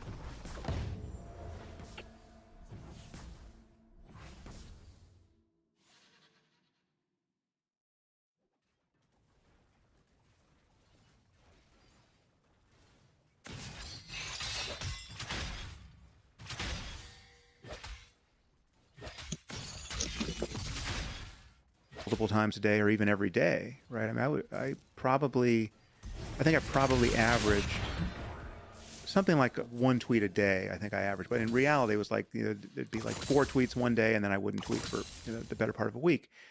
But I was looking a lot because it was my newsfeed. I was just following, 200 very smart people, and I would just wanted to see what they were paying attention to, and they would recommend articles, and I would read those articles, and then when I would read an article that I would thought I should signal boost, I would tweet, and so all of that seemed good, and like that's all separable from all of the odious bullshit that came back at me in response to this, largely in response to this Hunter Biden thing. But even the good stuff has a downside, and it comes at just this point of your phone is this perpetual stimulus of which is intrinsically fragmenting of time and attention. And now my phone is much less of a presence in my life. And it's not that I don't check Slack or check email. I mean, I use it to work, but my sense of just what the world is and my sense of my place in the world, the sense of where I exist as a person, has changed a lot by deleting my Twitter account. I mean, I had and it's just, and the things that I think, I mean, we all know this phenomenon. I mean, we say of someone, that person's too online, right? Like, what does it mean to be too online? And where do you draw that boundary? How do you know what constitutes being too online? Well, in some sense, I think being on social media at all is to be too online. I mean, given what it does to, given the kinds of information it signal boosts, and given the impulse it kindles in each of us to reach out to our audience in specific moments and in specific ways, right? It's like there are lots of moments now where I have an opinion about something, but there's nothing for me to do with that opinion, right? Like there's no Twitter, right? So like there are lots of things that I would have tweeted in the last months that are not the kind of thing I'm going to do a podcast about. I'm not going to roll out 10 minutes on that topic on my podcast. I'm not going to take the time to really think about it. But had I been on Twitter, I would have reacted to this thing in the news or this thing that somebody did, right? What do you do with that thought now? I just let go of it. Like chocolate ice cream is the most delicious thing ever. It's usually not that sort of thing, but it's just. But then you look at the kinds of problems people create for themselves. You look at the life-deranging and reputation-destroying things that people do, and I look at the things that have, the analogous things that have happened to me. I mean, the things that have really bent my life around professionally over the past, decade. So much of it is Twitter. I mean, honestly, in my case, almost 100% of it was Twitter. The controversies I would get into, the things I would think I would have to respond to in like I would release a podcast on a certain topic, I would see some blowback on Twitter. It would give me the sense that there was some signal that I really had to respond to. Now that I'm off Twitter, I recognize that most of that was just, it was totally specious, right? It was not something I had to respond to. But yet I would then do a cycle of podcasts responding to that thing, that like taking my foot out of my mouth or taking someone else's foot out of my mouth. And it became this self-perpetuating cycle, which, I mean, it's, if you're having fun, great. I mean, if it's generative of useful information and engagement professionally and psychologically, great. But and there, there was some of that on Twitter. I mean, there were people who I connected with because I just, one of us DM'd the other on Twitter, and it was hard to see how that was going to happen otherwise. But it was largely just a machine for manufacturing unnecessary controversy. Do you think it's possible to avoid the drug of that?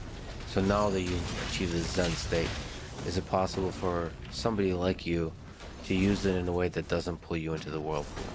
And so anytime there's attacks, that's how I try to use it.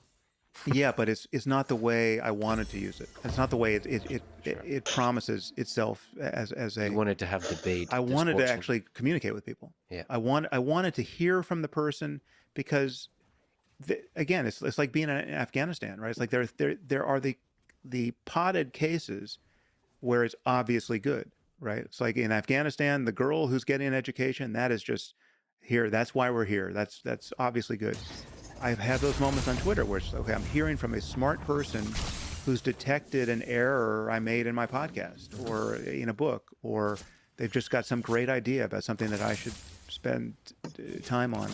And I would never have heard from this person in any other format. And now I'm actually in dialogue with them. And it's fantastic. That's the promise of it, to actually talk to people. And so I kept getting lured back into that. The sane or sanity preserving way of using it is just as a marketing channel. You just put your stuff out there and you don't look at what's coming back at you. And that's, I'm on other social media platforms that I don't even touch. I mean, my team posts stuff on Facebook and on Instagram. I never even see what's on there. So you don't think it's possible to see something and not let it affect your mind? No, that's definitely possible. But the question is, and I did that for vast stretches of time, right? But then the promise of the platform is dialogue and feedback, right? So why am if I know for whatever reason, I'm going to see like 99 to 1 awful feedback, bad faith feedback malicious feedback. Some of it's probably even bots, and I'm not even aware of who's a person and who's a bot, right? But I'm just going to stare into this funhouse mirror of acrimony and dishonesty that is going to. I mean, the reason why I got off is not because I couldn't recalibrate and find equanimity again with all the nastiness that was coming back at me, and not that I couldn't ignore it for vast stretches of time, but I could see that I kept coming back to it, hoping that it would be something that I could use, a real tool for communication. And I was noticing that it was insidiously changing the way I felt about people, both people I know and people I don't know, right? Like people mutual friends of ours who are behaving in certain ways on Twitter, which just seem insane to me. And then that became a signal I felt like I had to take into account somehow, right? You're seeing people at their worst, both friends and strangers. And I felt that it was, as much as I could sort of try to recalibrate for it, I felt that I was losing touch with what was real information, because people are performing, people are faking, people are not themselves, or you're seeing people at their worst. And so I felt like, all right, what's being advertised to me here on a not just a daily basis, a hourly basis, or in increments sometimes of multiple times an hour. I mean, I've probably checked Twitter, at minimum 10 times a day, and maybe I was checking it 100 times a day on some days, right, where things were really active and I was really engaged with something. What was being delivered into my brain there was subtly false information about how dishonest and just generally unethical totally normal people are capable of being, right? It was like it is a funhouse mirror. I was seeing the most grotesque versions of people who I know, right? People who I know I could sit down at dinner with, and they would never behave this way, and yet they were coming at me on Twitter. It was essentially turning ordinary people into sociopaths, right? Like people are just.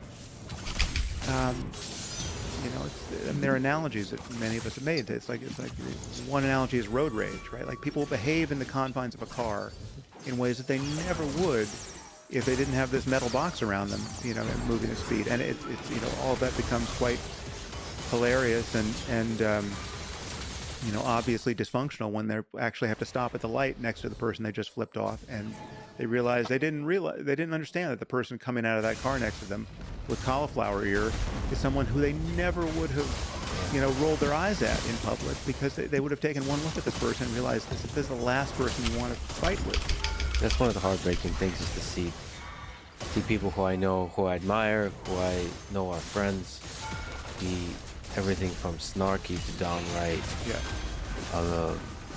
mean, derisive towards each other. It doesn't make any sense. Like this is the only place where I've seen people I really admire who have had a calm head about most things, like really be shitty to other people. It's probably the only place I've seen that. And I choose to maybe believe that that's not really them. There's something about the system. Like if you go paintballing, if you, Jordan Peterson, and you're going to shoot your friends, you're going to shoot your friends, but you kind of accept that that's kind of what you're doing in this little game that you're playing. But it's sometimes hard to remind yourself of that. Well, and I think I was guilty of that, definitely. I don't think there's nothing I don't think I ever did anything that I really feel bad about. But yeah, it was always pushing me to the edge of snideness somehow, and it's just not healthy. It's not. So the reason why I deleted my Twitter account in the end was that it was obviously making me a worse person, and yeah, is there some way to be on there where it's not making you a worse person? I'm sure there is, but it's, given the nature of the platform and given what was coming back at me on it, the way to do that is just to basically use it as a one-way channel of communication, just marketing. It's like here's what I'm paying attention to. look at it if you want to, and you just push it out, and then you don't look at what's coming back at you. I put out a call for questions on Twitter, and they're actually quite surprising. There's a lot of good. I mean, they're like, even if they're critical, they're like being thoughtful, which is nice. I used it that way too, and that was what kept me hooked. But then there's also Touch Balls 69 wrote a question. Ask what. I can't imagine. This part of it. But one way to solve this is, we've got to get rid of anonymity for this. It's like, Let me ask the question. Ask Sam why he sucks was the question. one reason why I suck was Twitter. That was, and I've since solved that problem. So. I mean, Touchball 69. 69. Yeah. Touchball 69 should be happy that I suck a little bit less now that I'm off Twitter. I mean, I don't have to hear from Touchballs 69 on the regular.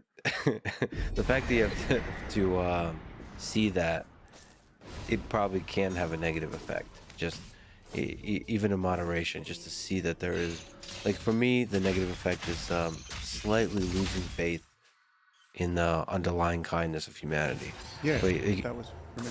You can also just reason your way out of it, saying that this is anonymity and this is kind of fun and this kind of just the shit show of Twitter. It's okay, but it does mentally affect you a little bit. Like I don't read too much into that kind of comment. It's like that's just trolling, and it's I get I understand the fun the person is having on the other side of that. It's like, do you though? I do. Well, I do. I don't behave that way, but I do. And for all I know, that person could be 16 years old, right? So it's like it could be also an alt account for Elon. I don't know. Well, yeah, that's right. Yeah. No, I'm pretty sure Elon would just tweet that under his own name at this point. Oh man, but you love each other. Okay, so do you think, so speaking of which, now that Elon has taken over Twitter, is there something that he could do to make this platform better? This Twitter and just social media in general, but because of the aggressive nature of his innovation that he's pushing, is there any way to make Twitter a pleasant place for Sam Harris? Maybe. Like in the next 5 years? I don't know. I think I'm agnostic as to whether or not he or anyone could make a social media platform that really is helping. So you're just observing yourself week by week, seeing the effect it has on your mind, and how much you're actually learning and growing as a person, and it was negative. Yeah, and I also seen the negativity in other people's lives. I mean, it's obvious. I mean, he's not going to admit it, but I think it's obviously negative for Elon, right? And it's just not. And that was one of the things that when I was looking into the Funhouse mirror, I was also seeing the Funhouse mirror on his side of Twitter, and it was just even more exaggerated. It's like when I was asking myself why is he spending his time this way, I then reflected on why was I spending my time this way to a lesser degree, right, and at lesser scale, and at lesser risk, frankly, right, and so, and it was just so. It's not just Twitter. I mean, this is part an internet phenomenon. It's like the whole Hunter Biden mess that you explored. That was based on. I mean, I was on somebody's podcast, but that was based on a clip taken from that podcast, which was highly misleading as to the general shape of my remarks on that podcast.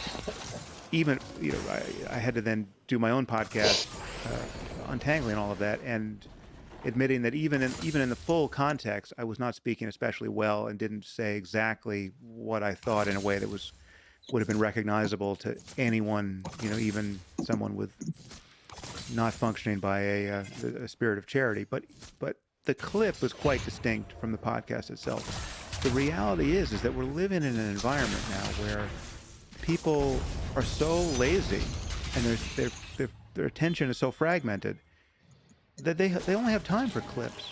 But 99% of people will see a clip and will assume there's no relevant context I need to understand what happened in that clip, right?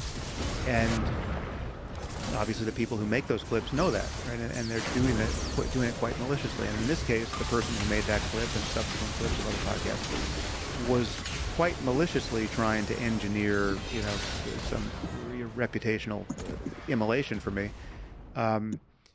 And being signal boosted by Elon and other prominent people who can't take the time to watch anything other than a clip, even when it's their friend or someone who's ostensibly their friend in that clip, right? So it's a total failure, an understandable failure of ethics, that everyone is so short on time and they're so fucking lazy that they're just, and we now have these contexts in which we react so quickly to things, right? Like Twitter is inviting an instantaneous reaction to this clip, that it's just too tempting to just say something and not know what you're even commenting on. And most of the people who saw that clip don't understand Listen to Sam Harris what and I Lex Fridman's what I actually think about any of these issues. Or And the Sam irony Harris is, went on Lex Fridman's people are going to find podcast for a clips change. from this conversation that are just as misleading, and they're going to export those, and then people are going to be dunking on those clips. And you know, whole we're all bunch of living and stuff. dying by clips now, and it's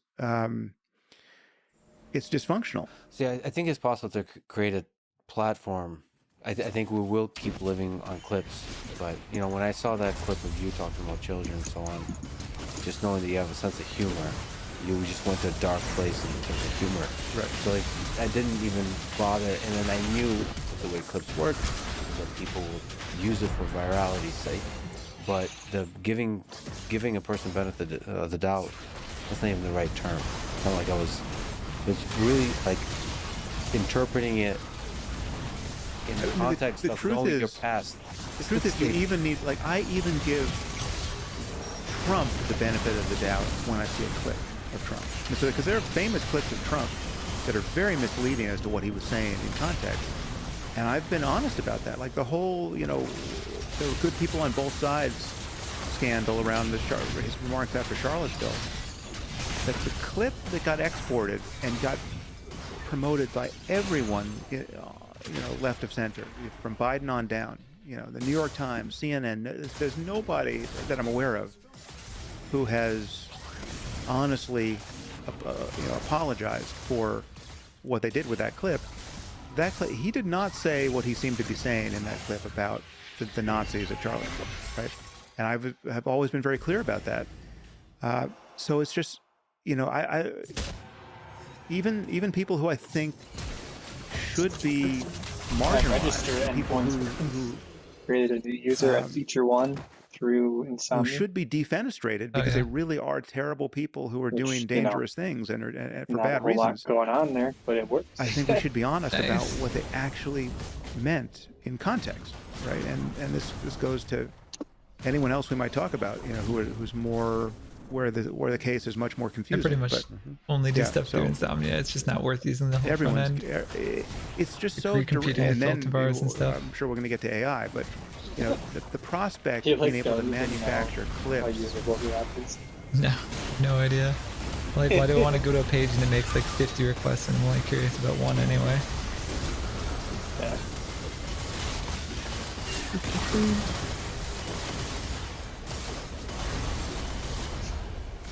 It's funny, I forget what Richard said exactly, but he was like, oh yeah, it'd be nice to like filter on this and that and be more flexible. And I was thinking, he was saying like, you know, whatever you call it.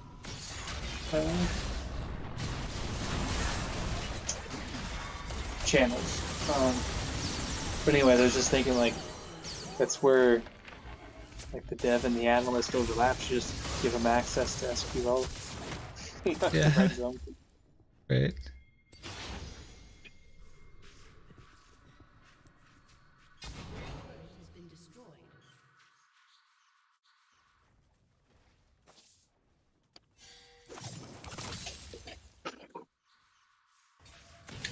There's a meme that like 90% of web apps are just could be solved as just a SQL query.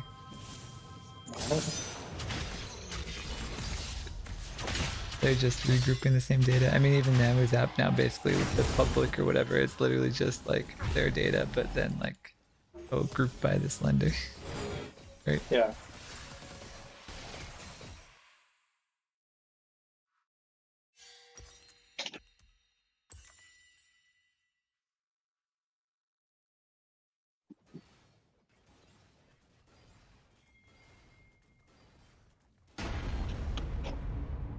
It's so annoying going back and forth to Excel though. Like Bank of America gave us a spreadsheet of a bunch of their parties and then what sector they consider them to be a member of. And then we have to put that in our app, but we can't expose it to others. So we can't actually have an enum in our app or anything. We wouldn't even know what values to put in the enum. We only know what we've seen. We don't know what the possible values are, right? So that wouldn't even be a good idea.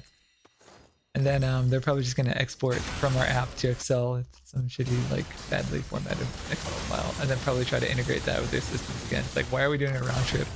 Your SQL database. We could just get all the info we need from, I don't know. Like, don't they have internal systems that generate that Excel file?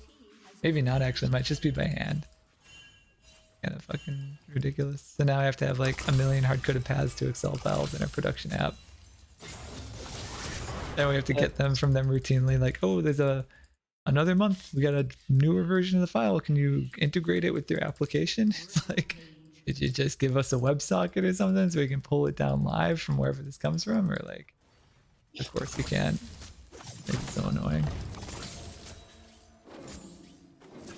It sounds like hell. I hate Excel. This is not the first thing either. We have like a dozen now different Excel files that like we'll just get new versions of every month or so. We just have to like replace them in our app and redeploy with the newer version of their Excel file and shit. It's like super annoying. Dude, Excel file is not like, I don't know where you want to store persistent data to drive a web app. Weird. Weird. So bad. And then the fact that we have to keep them hidden from each other, so I can't have any kind of enums or anything for Excels, or for Bank of America's Excels. Then another bank might have their own. It might not even be the same kind of data. It's definitely not going to be the same values, but it might not even be the same fields. We don't know what people are going to put in their Excel files about what they want integrated with their app. Basically, we have to support any kind of arbitrary data about anything in Excel files from any client, and it has to be shown just to them and not to other clients. But it still has to work in the web app. The web app has to function whether the data is present or not, because it has to work on Bank of America and JPM, even though they're not seeing each other's data, and each other's data is like unique to them. This with all Dragon Soul going on here. Does all of their data overlap? Like, I mean, like... No, it's just random stuff. Like for Bank of America, this time they have like a sectors mapping sheet. I have no idea what that is. It's something, some other... Like a spreadsheet referencing other spreadsheets that we don't know anything about. Oh, these are the sectors as per the mapping spreadsheet. Oh, these are the sectors as per the notable companies spreadsheet. What the fuck is the notable companies spreadsheet? Nobody knows. So we have a bunch of data about a bunch of stuff that we're never going to know anything about, and we have to include it in our app because they want us to.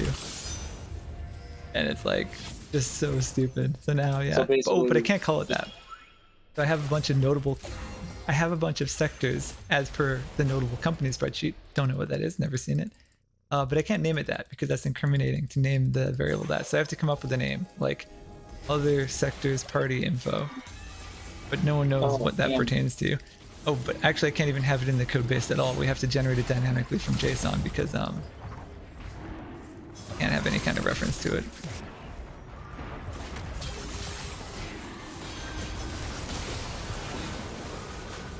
Dragon Soul. It's just really stupid, super annoying. Just not the way you'd want to do it at all. Like, ideally, they would just give us access to the database, right? And we could just pull it down live from their internal systems. Be nice. Have some structured data somewhere, not just Excel. This does sound like actually why we'd want microservices, because then we could just build this module on its own and it would be separate from everything, and then we could call it Bank of America or whatever. Because it would be like, this is just our product for just that, right? Well, we already have a separate deployment for each client. They're like different Docker file configurations, but like, you just have to remember to build one thing as one client, one thing as the other client. Pain in the ass for me is that like, we have to support arbitrary formats of whatever data clients want to give us. And the app has to work both with and without it for every possible client. Yeah. It's like basically just have to be able to show any data you want for anything in NCI. It's like literally completely devoid of any structure. A nightmare. Oh. A little bit.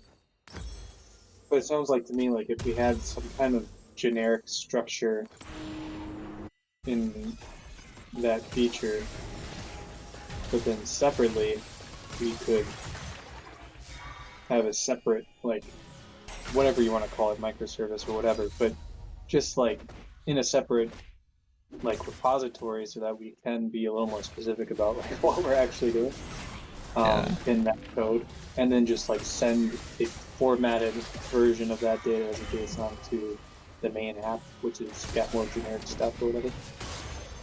I don't know. It just sounds like it'd be hell though to like convert random ass shit, like format it, and then also use a bunch of generic terminology while you're doing it. Like that just right. It's the worst. I basically just allow arbitrary JSON to be associated with anything you want in the app.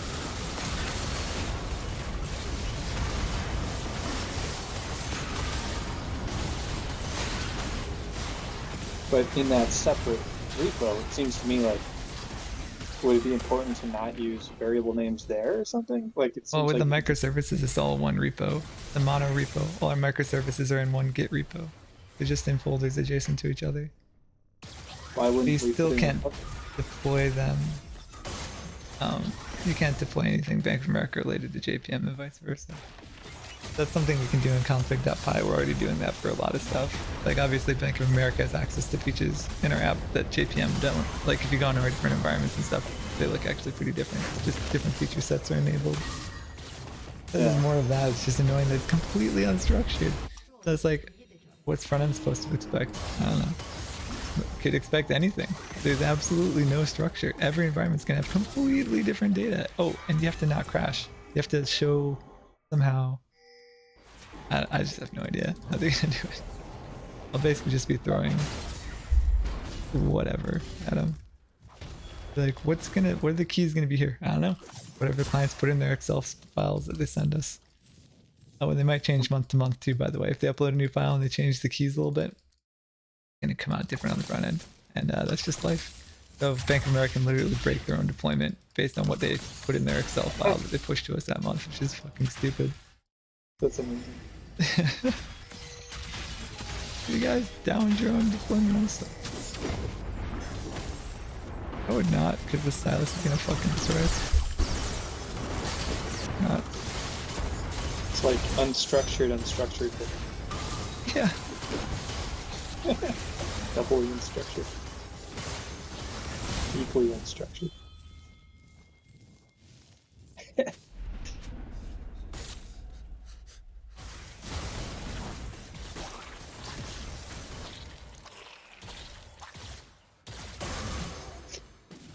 Can we end, boys? I think we can. I don't care about wards. You think I care about wards? I'm gonna walk all over it. I don't care. We're going straight for the end. I'm gonna step on it. I don't give a shit. End the game, lordy.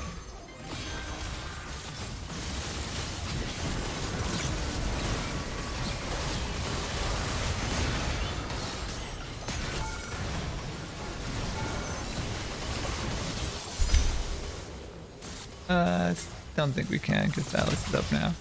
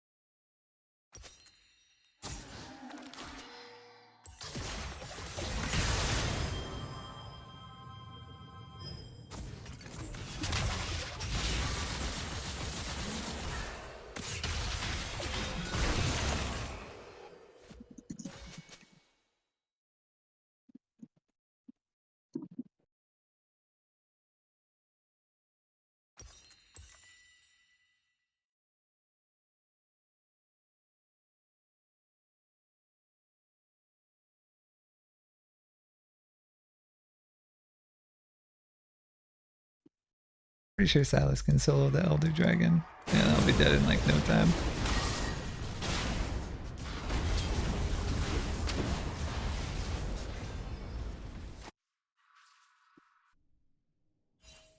I don't think we can even stop him. That was like 2 shots that thing with his percent max HP.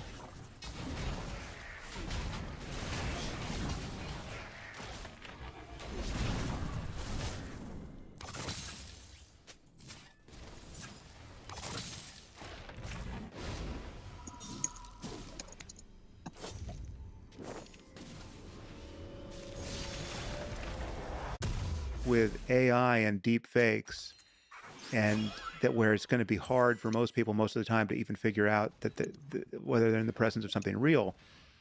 Forget about being divorced from context. There was no context.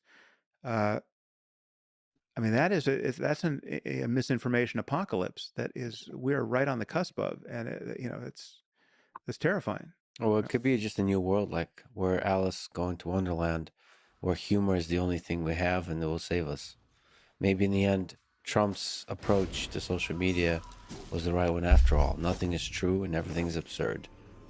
Yeah, but we can't live that way. People function on the basis of what they assume is true, right? They think people have function. To do anything. It's like, I mean, you have to know what you think is going to happen, or you have to at least give a probabilistic weighting over the future. Otherwise, you're going to be incapacitated. Right? You're not going to, like, people want certain things, and they have to have a rational plan to get those desires gratified. And they don't want to die. They don't want their kids to die. You tell them that there's a comet hurtling toward Earth, and they should get outside and look up, right? They're going to do it. And if it turns out it's misinformation, it's going to matter, because it comes down to, like, what medicines do you give your children, right? Like, we're going to be manufacturing fake journal articles. I mean, I'm sure someone's using ChatGPT for this, as we speak. Mm-hmm. And if it's not credible, if it's not persuasive now to most people, I mean, honestly, I don't think we're going to, I'll be amazed if it's a year before we can actually create journal articles that would take a PhD to debunk, that are completely fake. And there are people who are celebrating this kind of coming cataclysm, but it's just they're the people who don't have anything to lose who are celebrating it, or just are so confused that they just don't even know what's at stake. And then there are the people who have the few people who we could count on a few hands who have managed to insulate themselves, or at least imagine they've insulated themselves from the downside here enough that they're not implicated in the great unraveling we are witnessing, or could witness. The shaking up of what is true. So actually that returns us to experts. Do you think experts can save us? Is there such thing as expertise and experts at something? How do you know if you've achieved it? I think it's important to acknowledge up front that there's something paradoxical about how we relate to authority, especially within science. And I don't think that paradox is going away, and it doesn't have to be confusing. It's not truly a paradox. It's just like there are different moments in time. So it is true to say that within science, or within rationality generally, I mean, just whenever you're having a fact-based discussion about anything, it is true to say that the truth or falsity of a statement does not even slightly depend on the credentials of the person making the statement, right? So it doesn't matter if you're a Nobel laureate, you can be wrong, right? The last sentence you spoke could be total bullshit, right?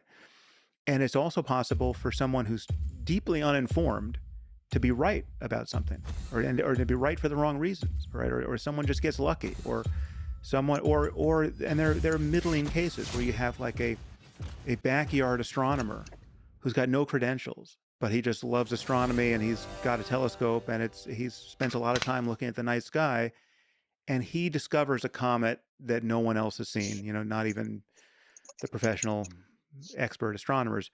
And I gotta think that happens less and less now, but some version of that keeps happening, and it may always keep happening in every area of expertise, right? So it's true that truth is orthogonal to the reputational concerns we have among apes who are talking about the truth. But it is also true that most of the time, real experts are much more reliable than frauds or people who are not experts, right? Or, so, and expertise really is a thing, right? And when when you're flying an airplane in a storm, you don't want just randos come into the cockpit saying, "Listen, I've got a new idea about how to, how we should tweak these controls," right? You want someone who's a trained pilot, and that training gave them something, right? It gave them a set of competences and intuitions, and they know what all those dials and switches do, right? And I don't, right? I shouldn't be flying that plane. So when things really matter, and putting this at 30,000 feet in a storm sharpens this up. We want real experts to be in charge, right? And we are at 30,000 feet a lot of the time on a lot of issues, right? And whether they're public health issues, whether it's a geopolitical emergency like Ukraine, climate change. I mean, just pick your topic. There are real problems, and the clock is rather often ticking, and their solutions are non-obvious, right? And so expertise is a thing, and deferring to experts much of the time makes a lot of sense. It's at minimum it prevents spectacular errors of incompetence and just foolhardiness. But even in the case of some where you're talking about someone, I mean, people like ourselves who are like, we're well educated, we're not the worst possible candidates for the Dunning-Kruger effect. When we're going into a new area where we're not experts, we're fairly alert to the possibility that we don't, it's not as simple as things seem at first, and we don't know how our tools translate to this new area. We can be fairly circumspect, but we're also, because we're well educated, we're pretty quick studies. We can learn a lot of things pretty fast, and we can begin to play a language game that sounds fairly expert, right? And in that case, the invitation to do your own research, right, is when times are good, I view as an invitation to waste your time pointlessly, right? When times are good. Now, the truth is times are not all that good, right? And we have the ongoing public display of failures of expertise. We have experts who are obviously corrupted by bad incentives. We've got experts who, perversely won't admit they were wrong when they, in fact, are demonstrated to be wrong. We've got institutions that have been captured by political ideology that's not truth tracking. I mean, this whole woke encroachment into really every place, whether it's universities or science journals or government, or I mean, it's just like that. Yeah, hey, how's it going? That has been genuinely deranged. Yeah. So there's a lot going on that where Hey. Yo. The podcast is okay, but I feel like I've heard Sam Harris say all that stuff before, like verbatim. Yeah, the GPT or like the fake. He went from Trump, which I've heard him talk about a lot. It's always fun. And then he talked about, what was after that? Oh yeah, Twitter and Elon, which I've heard him talk a lot about. Also interesting takes on social media and stuff. Because Lex doesn't know how to steer the conversation. Well, also it's weird because you're listening to Sam Harris all the time on his podcast. So Lex is just giving you an overview of what you already hear. Right, it's like a whirlwind tour of Sam Harris, basically. Like, so it's for people who don't, listen to him a lot. It's interesting, I guess. Yeah, but I mean, it's 4.5 hours. I thought to get into some topics, but Lex can't ask any good questions, so he doesn't get any deeper into anything. Maybe he's too stupid. Dude, some of the pushback Lex gave was so bad. Like, what was he saying? I don't know, just about the Ukraine stuff. I just wish we could all be friends. It's like, yeah, Lex, don't we all? I don't know. It's the stupidest. Dude, he's quips. literally like a preschooler, like with that. The world peace. He's so bad. Why can't there be world peace? Or yeah, he's like trying to get him to be friends with Elon Musk. It's like Elon Musk is not someone that could necessarily be friends with. He's kind of Why an can't the asshole. Jews and Palestinians just put down their arms, just hug each other? That'd be just really nice. I'm gonna push you back here a little bit now. Jesus, a religion, man. Like what? We're all brothers. He's like friendly to the point of being like, well, to be fair, how much evidence is there for the Holocaust? You know, I mean, maybe this guy has a point. You have to. It's like, no, Lex. He really has the innocence of a child, like a kindergartner. It's like he's talking about these things for the first time ever. Ridiculous. Oh, by the way, Maybe Kraken he is. Slayer does not do percent max HP. Oh yeah, it does. That's why it's called Kraken Slayer. It's for slaying tanks. Yeah, but it doesn't do percent. I mean, I looked Oh at yes, it does. It's bonus true damage. True damage, but not percent max HP. Yeah, the true damage is a percent of the target's max HP. That's why it's for slaying Krakens. It's in the name.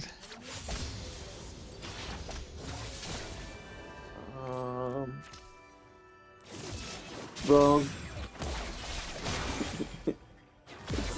It's not in there, man.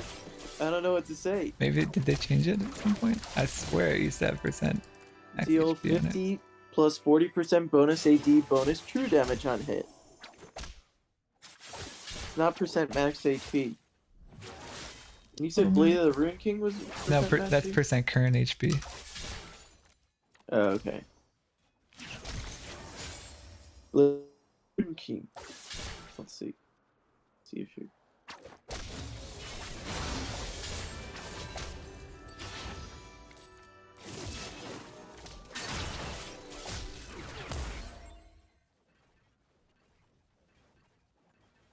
See, that's correct. Yes, that one does. Yeah, and then Dominic's is Based on bonus current for health. percent of max. So Dominic's and Blade of the Ruin King are great because one's current, one's max. Current is good for starting the fight. Max is good for ending the fight. I mean, max is always good, right? I mean, on tanks. Yeah, but current is really only good for starting a fight. You know. The yeah. So Kraken does not do that. But it did. Fiddlesticks, can you go up there and kill him? Jeez Louise, they're so weak. Oh lordy. I mean, I don't get. Nidalee has to hit her. If she wants to hit her spear, she have to be CC'd, right? Unless you just suck at dodging it, right? It's just such an easy thing to dodge. It's super easy to dodge. It's a fucking terrible ability. You just throw them out at random and hope one hits. Ooh. Speaking of which, just hit you. It doesn't even do much damage. What the hell is it for? Oh, at max range it does a shit ton of damage. It'll like fucking one shot you at max. Is it like Zoe's Q, huh? I don't know what she's doing coming at me when I have red buff and freaking tons of shit still up. Wait, did you get electrocute on Yona? Now lethal tempo.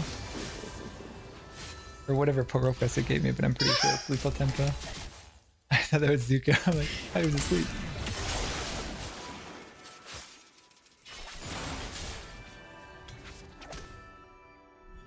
Damn. Was that ulti? Yeah. Oh, You're got him.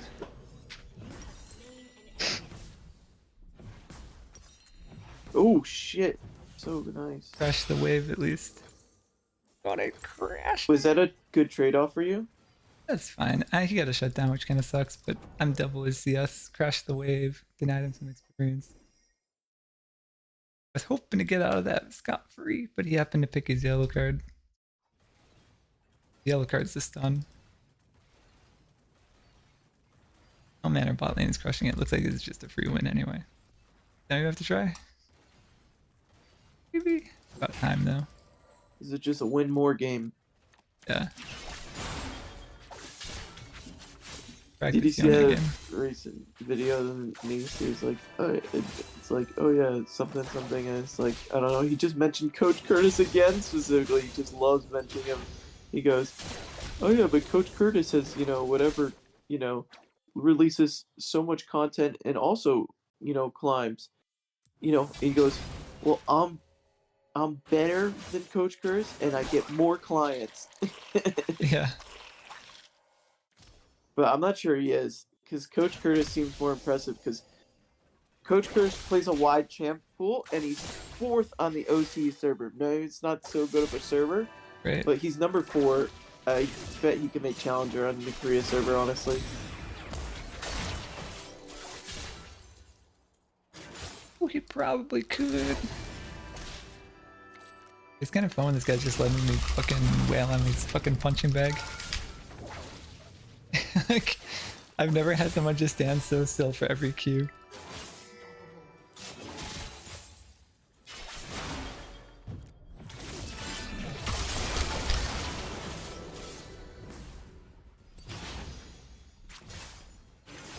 Oh my god. This guy literally just stands still. Doesn't even bother to dodge the ult. I mean, Yone's ult is like one of the easiest to dodge. I know, it gives you a pretty good wind up. Kill this guy too. Oh shit. Maybe not. No!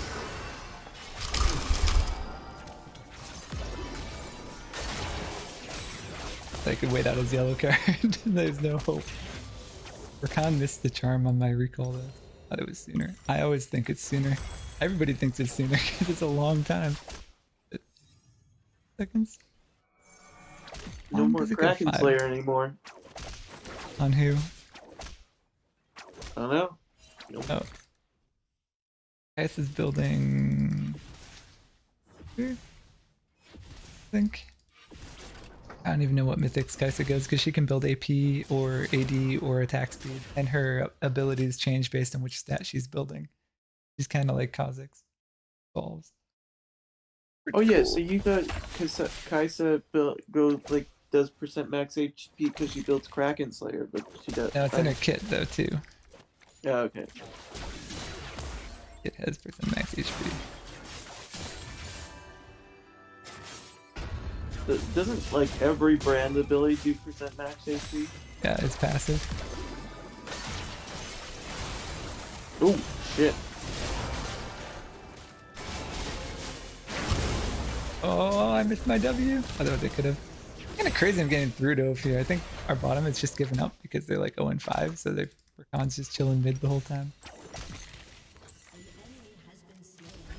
Yeah. Bottom's You're just getting trolling. super camped, but so they can just. Yeah, I think bottom's just giving up basically. Oh, it should have been good. I didn't have ult when I died, right? I'm pretty sure I didn't. Like YouTube. I usually look down and check because that could have been a sick. Or maybe the jungler decided it's not worth ganking bot anymore. I don't know. Right? Because they're useless. Which is kind of stupid, I would always right? gank bot because you get shutdowns and shit. 500 gold shutdowns, exactly. huge. Right. Yeah. You want to play towards shutdown, play around Yeah. shutdown. You always gank the losing lanes.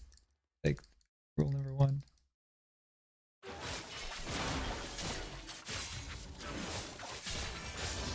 Getting 0 gold otherwise, right?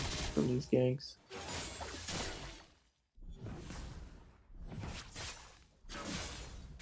Damn, nice farming. Tower farm. Yeah, it's easy to farm with Yone. That's why it's kind of fun too. You can just clear waves like super easy. You probably kill this guy under tower thing is, V-Row hates farming. They mention on his stream all the time. I hate it too. What? It's boring. I hate it too. It's freaking boring. I checked his CS. His CS is lower than yours.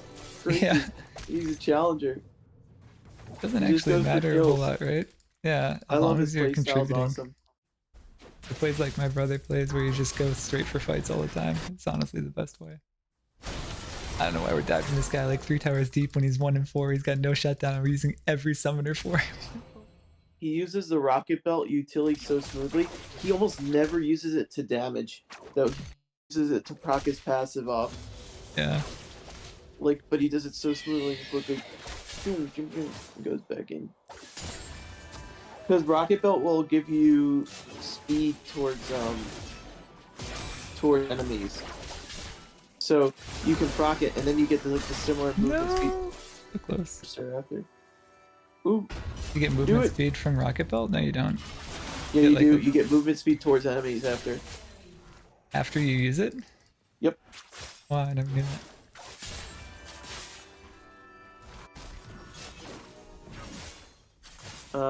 I don't think it's as. Oh yeah, you gain 30% bonus movement speed while facing nearby enemy champions for 1.5 seconds. Weird. I feel like you don't really need that, especially in Akali. I don't know. Well, if you use it the way was it Reroute that uses it, right? To move out to proc his passive and move back in, you get the move speed back in.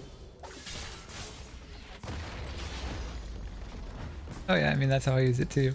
After R1, you can use it to get melee range to use your passive immediately. Nice.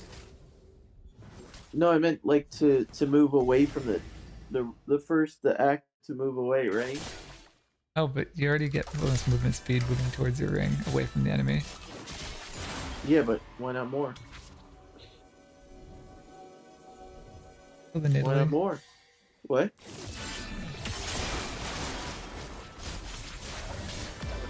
No! Close.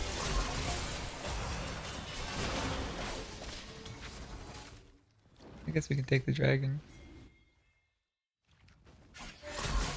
So if you use it to get out of the ring, then you have the movement speed to get back towards your champ, and like you'll have like really good fast. Not only from your passive from Rocket Belt, you can almost always beat from auto. Easy. Best trick in the game.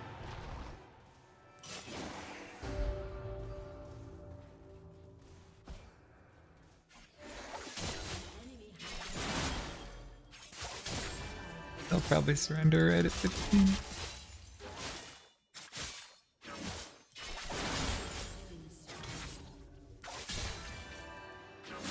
That someone has a killing spree? Twisted Fate? No, not my Twisted Fate. Don't believe it. What map do you prefer, the Chemtech or Hextech?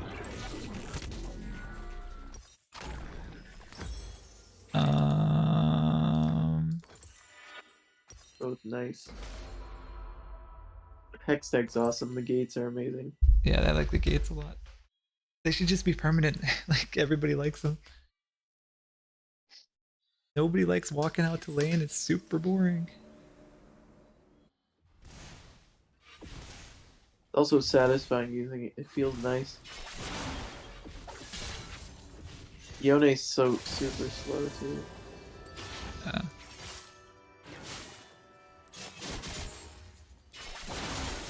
He's so fun.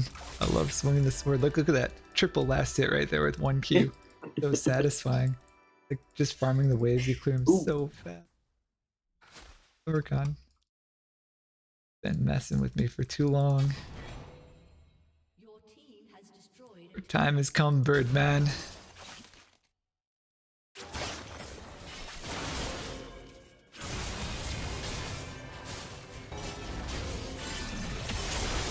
Dude, I love that flower.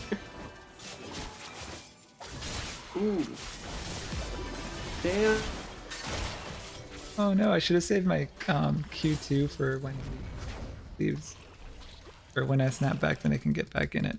I should have just not used E at all, to be honest. If it's not going to get me in lethal, there's no point to get away. No, Daddy. Why is he walking over here, though? Now I can just kill him. Why would you relinquish yourself? Oh wow, I suck. Thought he was gonna ult. I think he's inting. Yeah, probably. I'm inting. I can't hit any of these freaking Qs. Lordy. And die. Shuffle. Maybe he'll hit a mushroom. The drive-by. Wait, did he die? Yeah, the Teemo just like turned and shot him one time that as, was as he walked by. Holy shit. Oh, funny. Just an That auto was attack. Just like, oh, what's this? That was one of the coolest kills I've seen.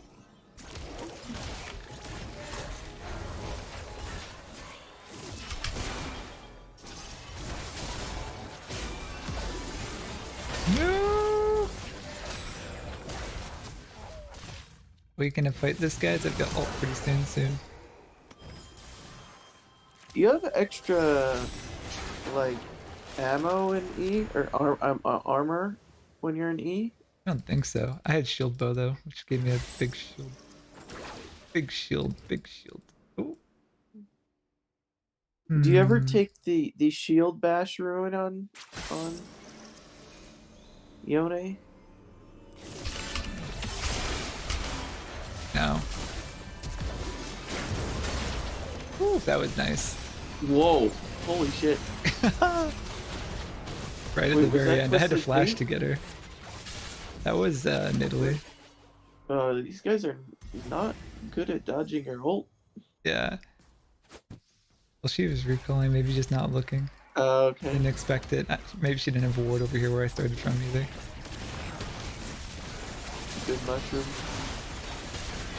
He was so stupid. Oh, he likes it.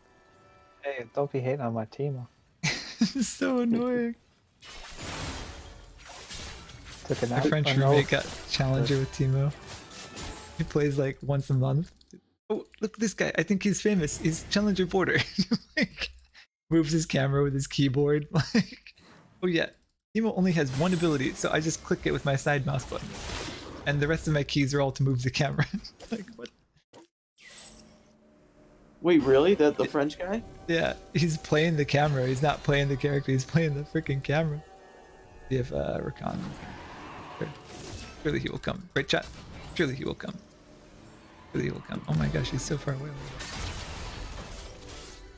Oh, ult in 5 seconds. And free kill. Let me charge up my Q. One charge. Q charge. Oh yeah, we got this. Oh yeah, oh yeah, oh yeah, oh yeah, oh yeah.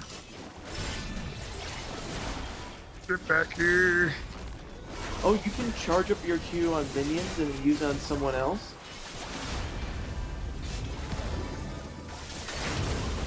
Oh, I wanted to ignite. I think the ignite would have finished her. Yeah, you can even charge it up on like, what do you call it? Chickens and stuff. Raptors or whatever. Yeah, you can just charge up your Q so it's ready for the fight. Like now it's ready. Doesn't last that long though. You use it to go over walls also, so you can pretty much wall hop a lot. Now it's chickens. Oh, it's oh, nice. Nice hook there, Nautilus. Embarrassing. Embarrassing, that's not a winning game. That was a bonding moment between you and Nice. You. Yeah. I had to try not to smell too much on stream. I think I know what you're insinuating there. Yeah. Oh man, you gotta go back on. Yeah, come back. So how's it been? 3 divisions lower than when I got the coaching. No worries. Wait, I need to pad my stats. Hold the phone, boys. I was watching Coach Curtis fought. Miraculous dropped to gold 4.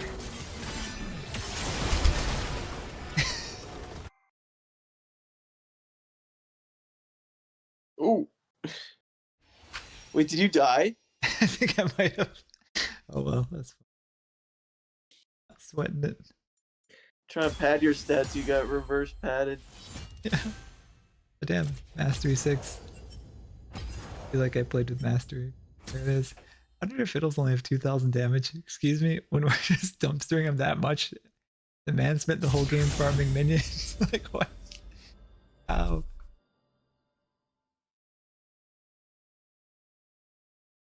Now you're getting mid all the time. You're never getting bot. Everybody Yeah, I wants learned bot the now. secret, man. Yeah, bot is an in-demand role. So if you put that secondary, you always get mid. But if you put jungle secondary, you always get jungle, like all day. It's like no one wants to put Oh, I jungle. see. If you have jungle anywhere in your list, you get jungle every time.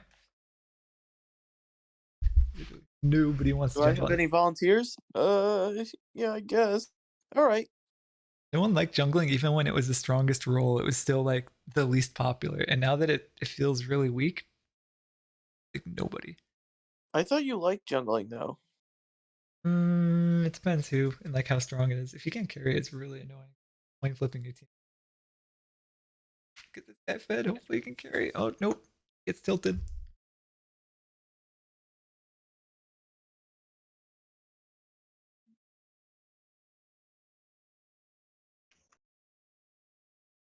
When do you get autofill protected? Once if you get autofilled, you can't be autofilled the next game in a row. Okay. Sure, you have a Samsung phone still, right? Yeah. I'm getting updates like every week. I have like some new update to install, and there's never anything to show for it. It's just security or who knows what. Some Samsung app BS or I don't know. Super annoying. Just get an iPhone. Yeah. iPhone updates once a year, and it's amazing. Like overhauls the whole operating system. Now they have always on display and stuff. No, they update way more than once a year, but it's all minor updates. Yeah, I mean the big update is once a year. Samsung doesn't even have those big updates. I haven't seen anything change. New Android versions. I don't know if there was one.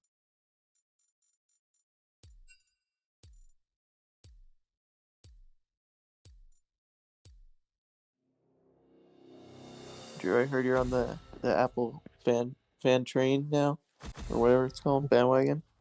No. Oh no? No. Aren't the products just nice, man? They just they like fit and finish is gorgeous. They're super fast. Everything just works. I don't know. It works. It probably crashes less than Windows, but I've had to take, like, my old laptop broke, and I've had a black screen and stuff before. I don't know. It's like not often, but it happens. On the Apple? Yeah. Yeah. Break. Their interface is kind of weird too. I just love this fucking profuse apologizing.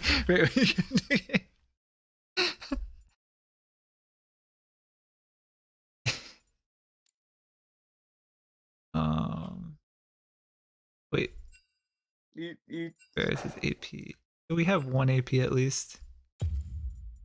I don't care at this point. You're gonna get dodged. No. I don't want to play Yone again. We need a second AP a little bit. I'll do Yone. Aurelia. Aurelia is okay. I don't know. Somehow Yone is more fun to play than Aurelia. Doesn't look like it should be on paper. I think it's the mana. The mana is such a buzzkill. Like, I know why Nice plays Tryndamere now. It's just nice not to deal with mana. And there's like no penalty for it. Like, are Yone's abilities actually weaker because he's manaless? No. Like, they're fine. You spam the shit out of them. Most of you are going to feed, so whatever. We're probably gonna lose, but I don't even care. Drew, I have ChatGPT come up with like super verbose, embarrassing apologies to type in a chat right in the minute, like right when you join the lobby. You'd be like, "I'm sorry in advance for all the raging and feeding me to do this game. I'm like a ticking time bomb of bad decisions and misplaced anger. I'm sorry for the frustrations and losses I'm about to cause." Oh, you got Timo on your team again. Auto win. Maybe it's the same guy. Who is the chill guy? Raptor. Who's that? Oh, our jungler. Junglers are always chill because they get blamed for everything. Against the they're burnt out humans. Junglers. They're used to taking so much shit.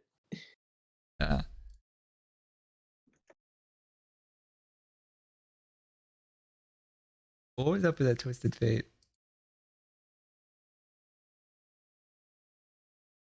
He was just like a jungle main. He like only plays jungle. Unless they got auto-filled mid or something. Bad. Jungle too much, you forget how to interact with opponents. There's this enemy in my lane. Can't just AFK farm monsters all the time. Isn't Veigar good against Yone? He could be. He's supposed to be good against Akali because the cage.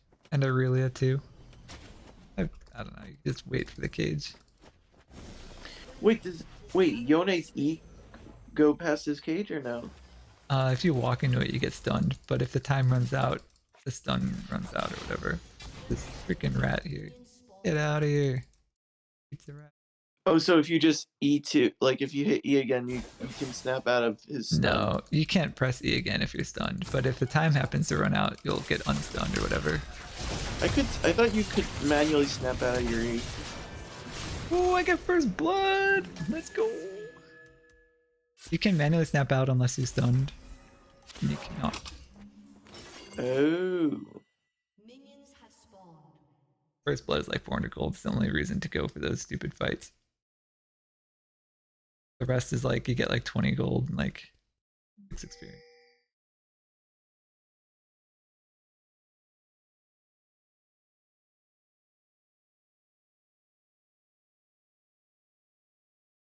That's not.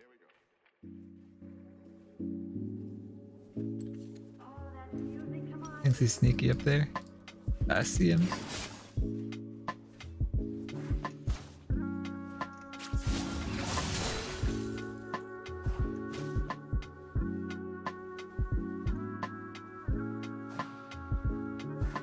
I mean, it's always annoying playing against the mage as like melee, Akali or Yone.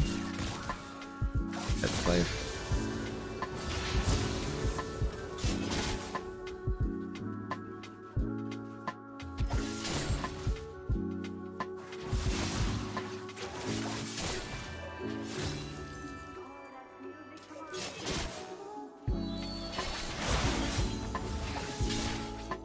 I love how after that apology, they probably pull up the, the Porofessor. It's like Oh yeah, terrible. but you can't with in Yone. lobby anymore though. You can't in lobby. Now you're stuck No, with no. me. You don't know until after the game starts, and then you're like, oh shit. Yeah, it will say terrible with Yone or something. It's like, Yeah. oh shit, fuck. Whatever you do, keep this guy off of you.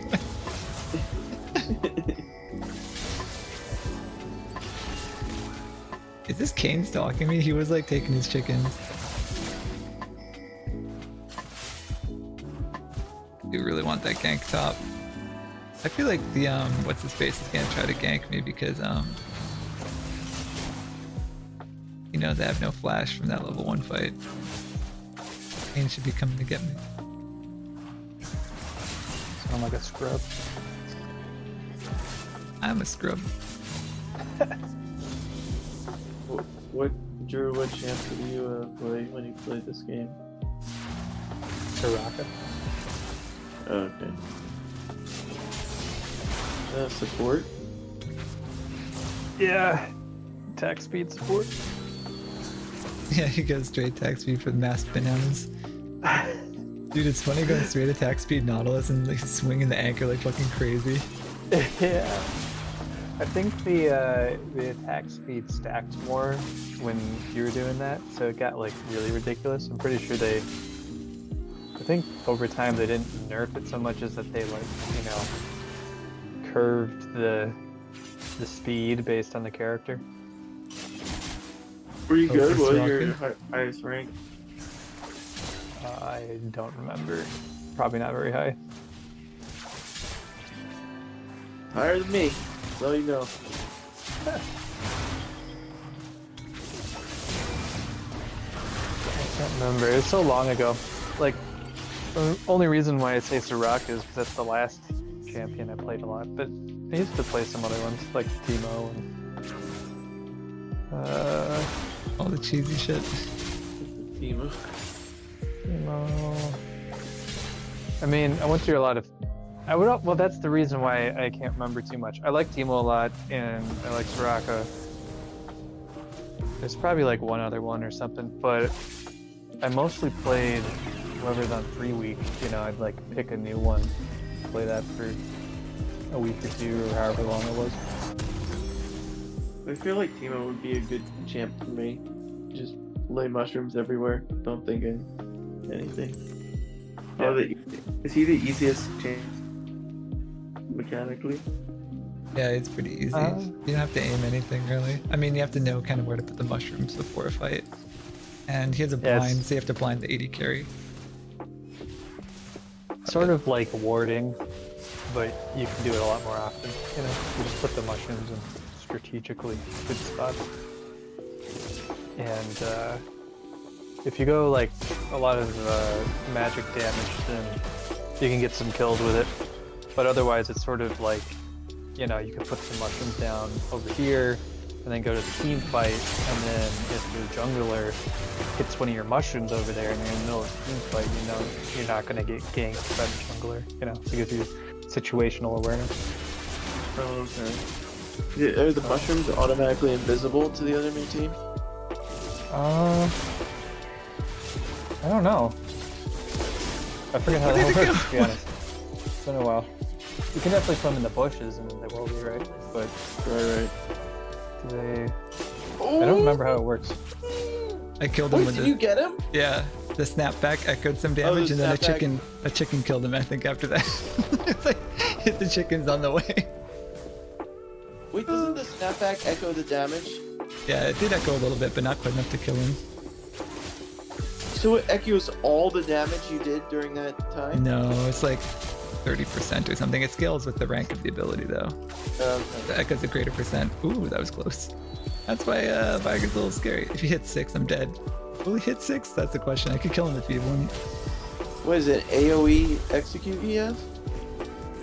No, it's a targeted, like, burst of damage. Does a crap ton. And it's an execute, right? I don't know if it's an execute. It scales a lot. Damage. Big old damage is all I know. Big old low polygon blob flying at your face. Kaboom. I don't know why these last years. I guess it's just like repayment karma. I had the 4 games in a row of like, can't get a single dragon. Actually, we need to roam bottom. Our bottom's like riding the struggle bus a little bit, and we were blessed with an easy opponent here, so we need to share the love. The guy said dragon's just a win more condition. Oh look, he's actually backing up when I have my thing ready now. He's learning! Wait, you're destroying this guy, right? In Yeah. CS? No, there's the ult. I was stunned, I couldn't snap back. In CS? Yeah, by 20. Oh it was shit! 3 to 1. What the fuck was that? Holy crap! Yeah, that's his ult. It's just like, how much did that do? Well, he had Q and then ult. It's like 500 total.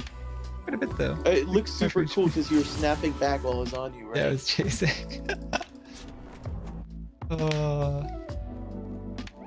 I missed a Q there. That should have been free. Oh, got him. Get him. If our jungler wanted to gank, like, this is why I'm confused. He's a ganking jungler. Very, very strong ganking jungler. And he's not ganking when we're so ahead. Why would you just be farming? Like, there are free kills on the map, dude. Go get him.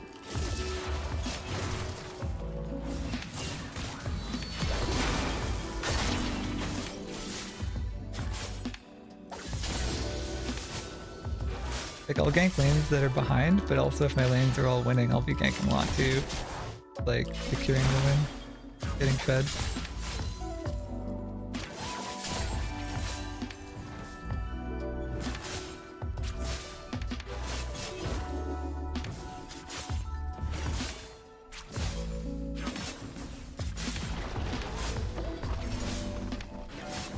Probably check Dragon after this. If he's doing it or not. Alright, I gotta shove one more wave, then I can check Dragon. Remember, he's not even warding it. Jeez Louise, every lane is like way ahead. He's not taking it, it's not warding it. What's he good for? That wasted wall.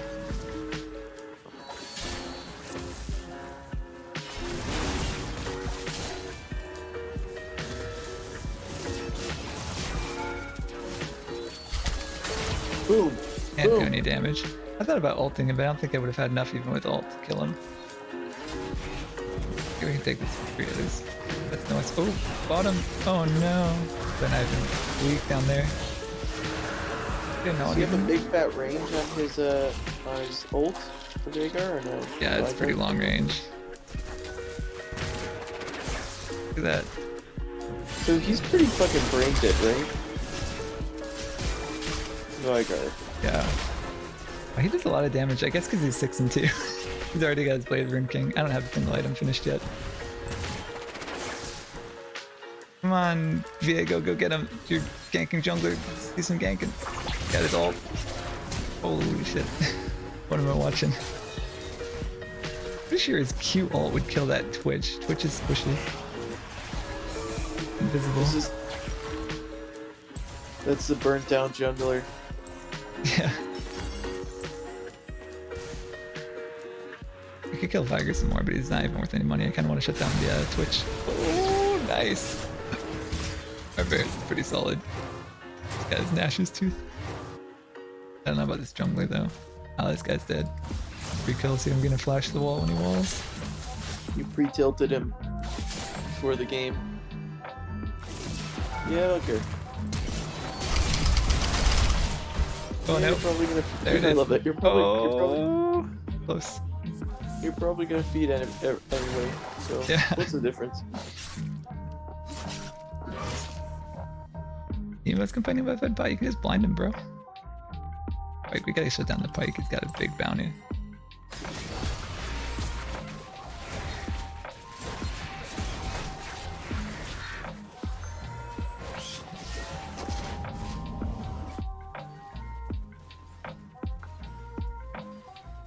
Poor guy's trying to live his life. It's jungler. I love all those positive comments.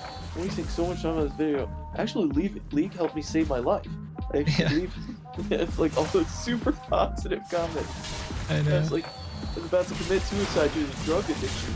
League got me out of that hole. I learned so many life lessons. English. I met my wife on League. God, this guy is so boring. He just chills by his tower. I'm gonna go gank bottom.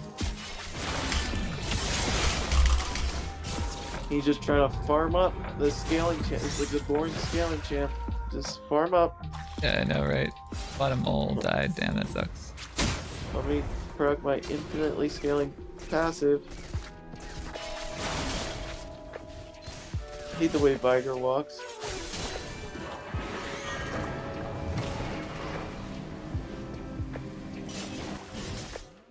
Just painful. That's 4 bottoms. Why is there jungler roaming top? Oh, Pike was invisible. Nice. Nice, at least we get Herald. Don't worry about the 800, 950 gold of shutdowns bottom with like 10 HP. You know that Viego's ultimate resets on kill and it's an execute? So you could literally just execute. Like 1,000 gold of shutdowns. But he's like, in farm brain. In farm mode. Why did he rush Kraken Slayer against Team of Squishies? What the fuck? Everyone keeps doing this. Oh my god. I feel like true way damage. better mythics on him. You don't need true damage against squishies. Yeah, it's not valuable. You can just get true damage by getting a couple lethality items. You get way more AD that way too, and he scales with AD.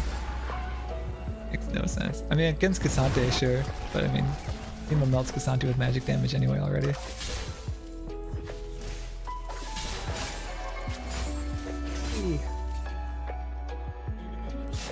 Oh, gotta go gank these bottom. They're so weak. Look at this. All the shutdowns down here. I want it. Give it to us. Give it to us.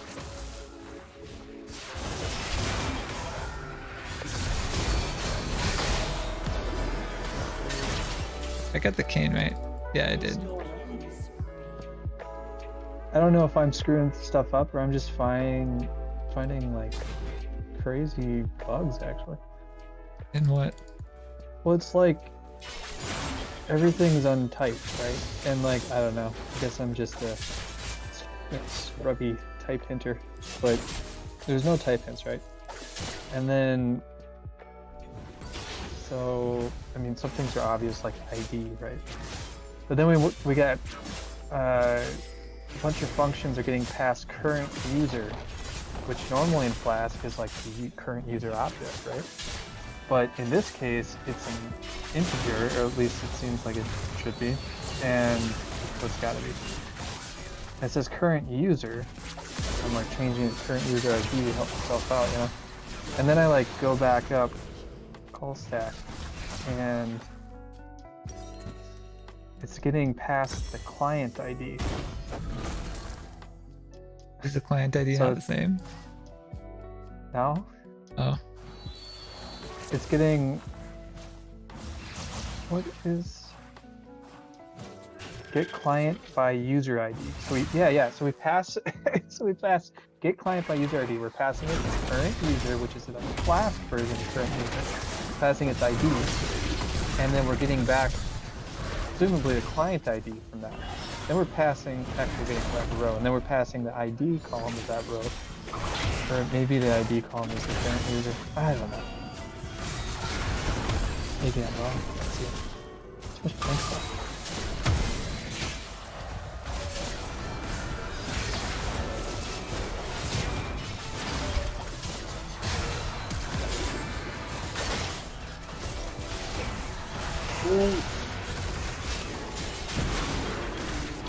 Exhaust. Oh, he flash exhausted me at least. Flash exhaust ult on the Twitch. Wait, if you had ulted just in time, you would have hit him, right? I didn't have ult. No. But yeah, Twitch is pretty much the only threat. Even if I chased down and killed the Kane, he's 0-4. He's not even worth it. It's probably worth like 50 gold.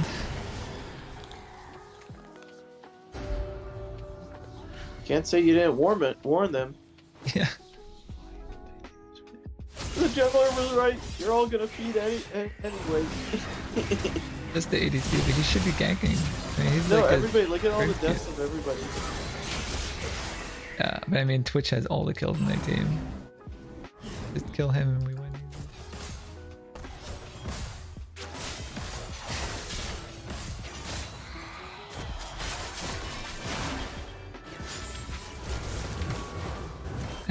That sucks.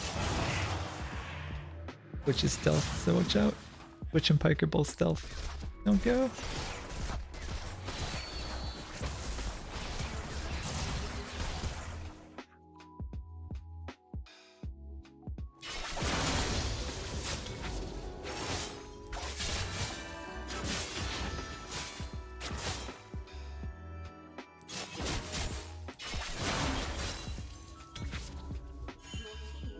Gotta be careful because Twitch is probably stealth around here. I don't want to kill it 1 in 4 because it's not big. Oh, yeah, stealth down here. We can push another wave probably. Twitch will be coming up here stealth through our jungler. Through our jungle.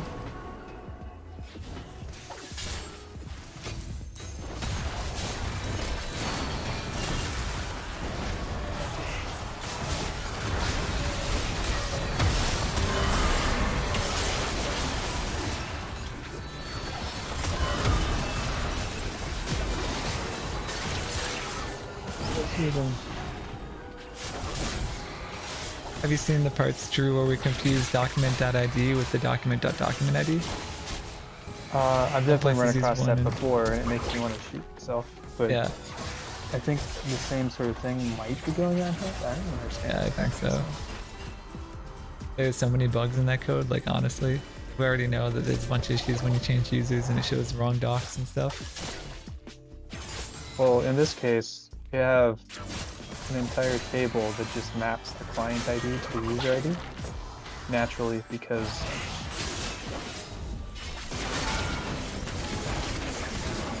I don't know. I don't feel like I'm fully qualified to like criticize this too hard, but it seems to me like why don't you just have a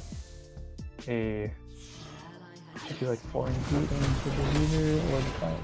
I don't know. Or just be an attribute of the user. I didn't want to try to call him. I don't know. It seems like that's a totally valid column for the user table, though, wouldn't you think? Like, what client the user belongs to? Maybe it could belong to more than one. Yeah, that's the thing. It could be in more than one environment. Yeah. Yeah, so that makes some sense. Oh, well, but it doesn't really matter. This is grabbing first. It's gonna really grab one anyway.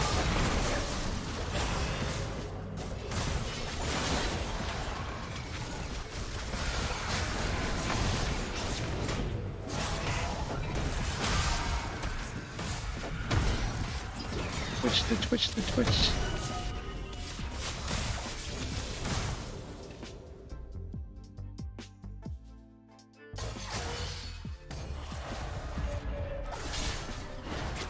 Can you guys win this? Yeah, I think we win this easy. Damn, you're so Oh, I positive. wanted that guy. I mean, it's just the lesson Twitch League and has taught you. I main assassin, so when I see a Fed 80 carry, it's just like shut down money.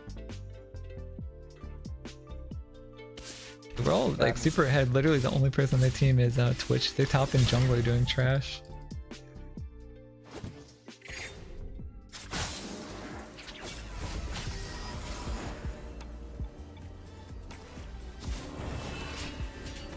Hard scaling mid, and Twitch is super hard scaling as well. Yeah, but he's already like full build. He's not getting any stronger. Does he have a scaling passive? No. Yoink. Get dragon here. Get this dragon, no problemo.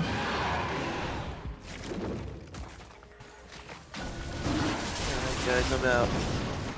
I'll be on the stream real watching. Winding down. Peace guys. Yep.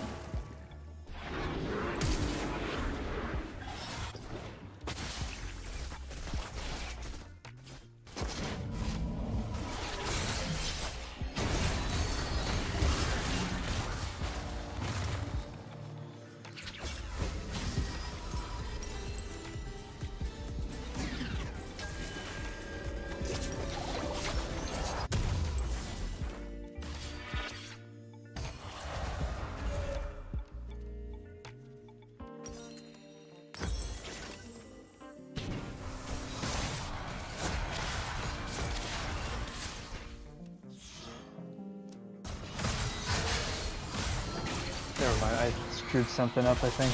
Really confused me.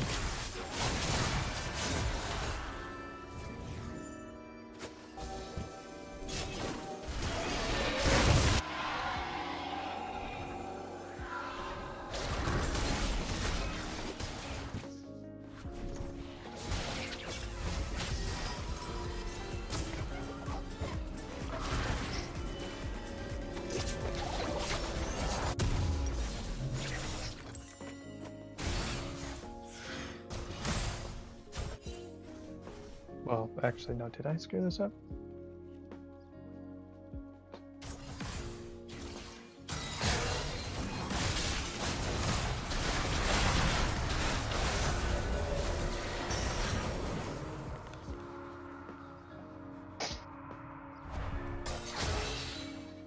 Maybe I should just not change any of this shit.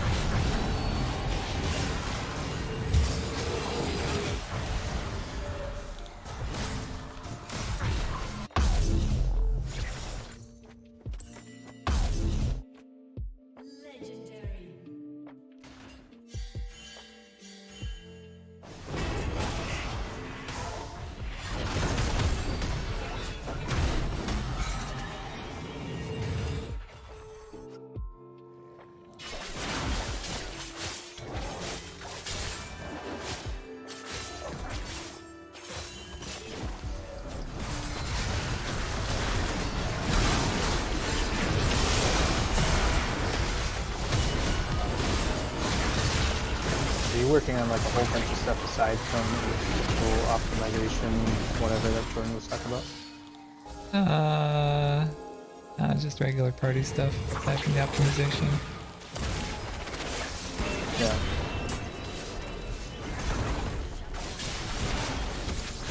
Actually, that's a good question to you then. Are you optimizing into the stuff that I'm working on, like this endpoint and the underlying function calls? Not touching anything with endpoints, never will. Like you refuse, or what do you mean? I mean, I made the transaction v2 endpoint, which is all the same data, but like instant, way better, like 10 times faster, whatever. So this, for the filter bar bullshit, I think just throw it away. You just reinvented it, just make it better. Just join the tables and get everything in one fetch, which is way better. Yeah, I definitely. figured the filter bar stuff, I'm not gonna try to optimize that. Like, it's gonna be, we have next gen, it's just gonna be better. We'll have GraphQL on everything. These filter bar endpoints are not gonna be long lived. So, this is super frustrating. It feels like what I'm doing is like solving a problem for an immediate need that we're gonna probably throw away anyway, because next gen will probably, this part will work totally different as well. Yeah, I think with GraphQL, like filter bar and stuff will just be natural because you can make n+1 queries in GraphQL. No issue. N+1, what does that mean? Like when I have a data point, I can get related information about that data point with like no extra effort, basically. Not like a prefetch kind of. So when you select for the first time, it like prefetches related information for you, so you can always get one more thing. So if I have like a borrower and I want to know what the ticker is for that borrower, that's like an n+1. Because you already selected the initial data. I already have the borrower. Since it's related, it's just like, oh, just tack on another thing. Yeah, it's like right there adjacent to it in the data structure, prefetched and everything. So it's basically everything we need to do. All noise-like. So why am I doing this then?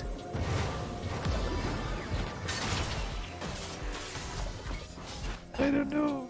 Well, we've got I don't know when next gen is going to be, like probably 2 years, 3 years. We do need to Oh, like way out? Yeah, probably. In my guess.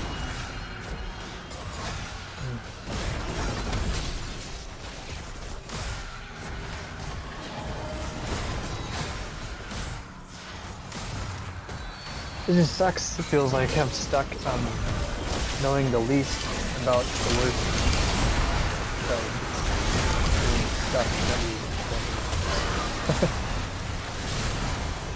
Oh well. Maybe I shouldn't be so stressed out about it.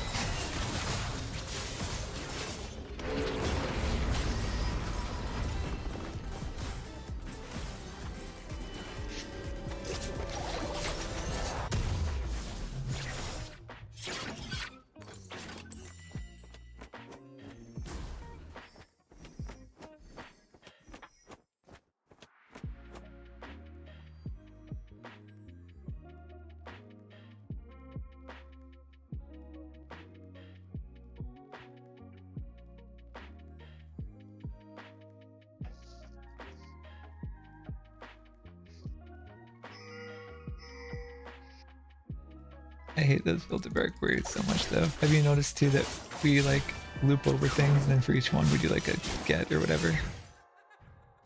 It's like the stupidest way. For each doc ID, select where doc ID equals that doc ID. Just be doing one in clause for doc ID in doc IDs rather than doing a loop in Python and hitting the database once per doc ID. Like completely stupid. We do that all the time across the entire code base. Oh my god. Bad. Everything To there be is honest, just like egregious. My queries are not the most smart in, it's not like I'm doing a lot, but you know, the new endpoints I made. But I'm also like kind of just learning about all this fresh, more or less. Like I understand like the theory of making a single query with multiple whatever, you know, joins and all that kind of stuff, but starting to kind of pick up on like how you'd actually flow that together. And actually what I'm working on right now though, it is passing, it does appear to pass a query object throughout many functions. I don't know if it goes all the way down and up, but so it looks like it's doing,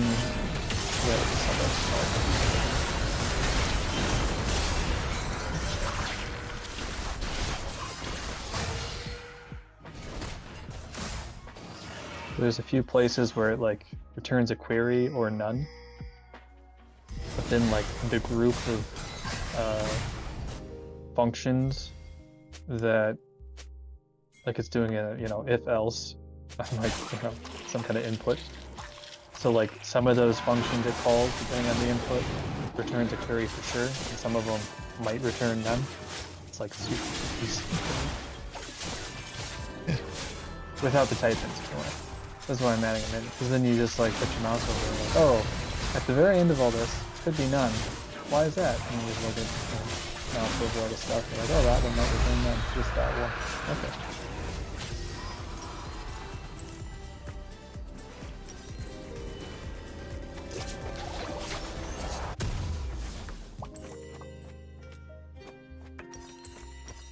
I think Charles is not a fan of the type hints. He was making fun of me about it. Oh yeah. I forget what he said, but I think he was sharing something about his like Excel stuff, and he's like, "Oh yeah, you like the type hints? You better not look at this," or something like that. Well, you can't type into Excel stuff because they don't type into their freaking libraries. So like, yeah, you have no idea what's coming out. Yeah. You can manually type it for them, but that's just annoying. Like, that's why I hate working in Python, honestly. Well, some people type in, some people don't, and it's not enforced, but it's kind of nice because your IDE will highlight it for you if you have the right linter installed, of course. Some linters won't highlight some stuff, some linters won't highlight other stuff. It's like no standard anything in Python. It's funny because it's so obviously way better to have typing. Yeah, it's like no question. And there is a place for the duck typing, like it does make it easy to be, like we do that with some of those regex functions where like, yeah, like for the build best regex type of thing. Even though it's supposed to take in, I forget exactly where I like mess it up or whatever on purpose, but you know, it's supposed to take in like, I can't remember where it was now, it's bothering me. It's supposed to take in something of a certain type or whatever, but I just pass in something else instead because it'll still iterate over it just fine, right? And it's like, technically not, the logic was based on what totally works because the type it expects is probably just arbitrarily restricted. So it's nice to be able to do that without like, oh, I gotta refactor, like make sure all the type hints line up in the, you know, in the main part of the code base or whatever. Kind of nice, but justice return.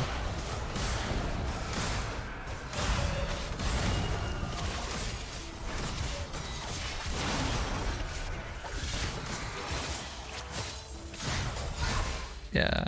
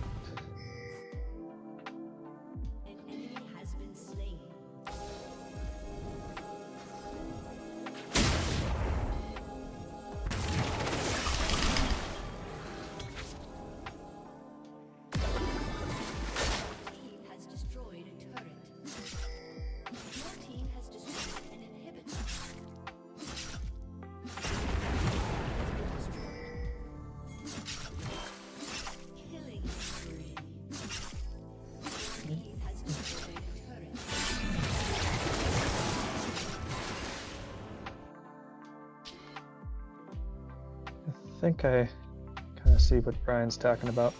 He said that Laura definitely knew what she was doing. It's just that this really deep function call stuff is annoying to go all throughout. Yeah, but you should just not do that. I'm still in the middle of it, so I can't tell for sure. But I am kind of picking up on that. It's like, yeah, it does seem to be doing a lot of interesting stuff. It's just hard to follow.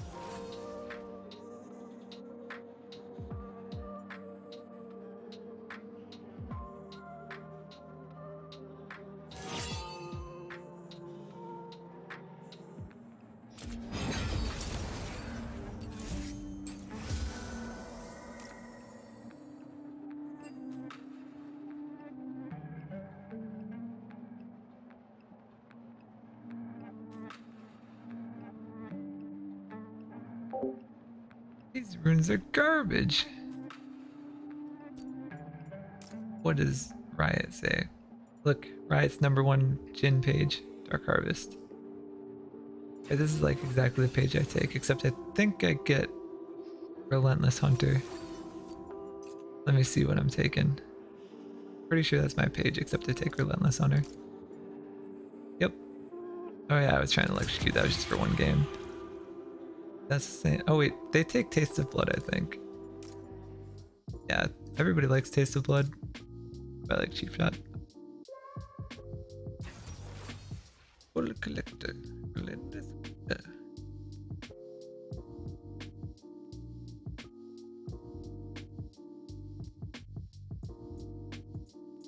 Some mine might be nice. Runs out of mana so much early game. Depends if it's a poke lane or not. The Thresh is kind of annoying.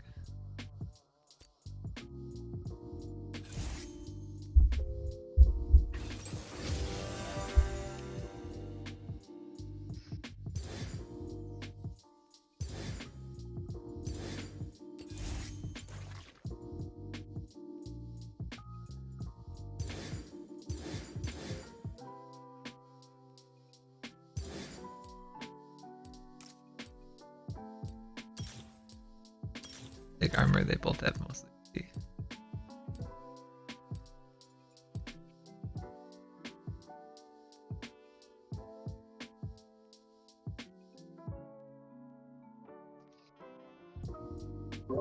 You hear that UBS might be buying Credit Suisse?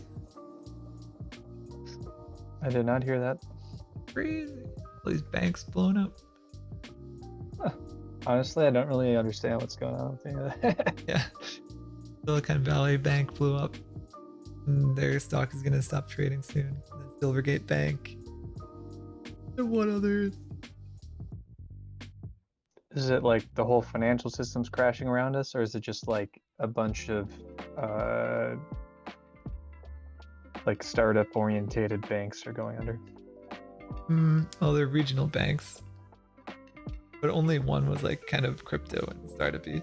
But apparently, like, they identified 186 other banks with the same issues. It just depends how much agent there is. If a few start going, does it make more go? We've already had the second and third largest bank failures in history were like in the last week. Kind of crazy. Like even in 2008, the balance sheets weren't this big. Does that account for inflation? I mean, inflation probably hasn't actually been that bad. But, good question. You know, it's probably been like 50% since 2008. Probably been 50% cumulative inflation. Crazy houses feel expensive, but are they really? Like, inflation maybe? Yeah.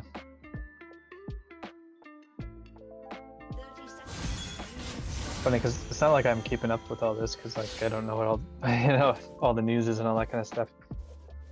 But what I hate about inflation is it just makes it that much harder for the average person to make the association between historical prices and prices today. You know? Right. Yeah.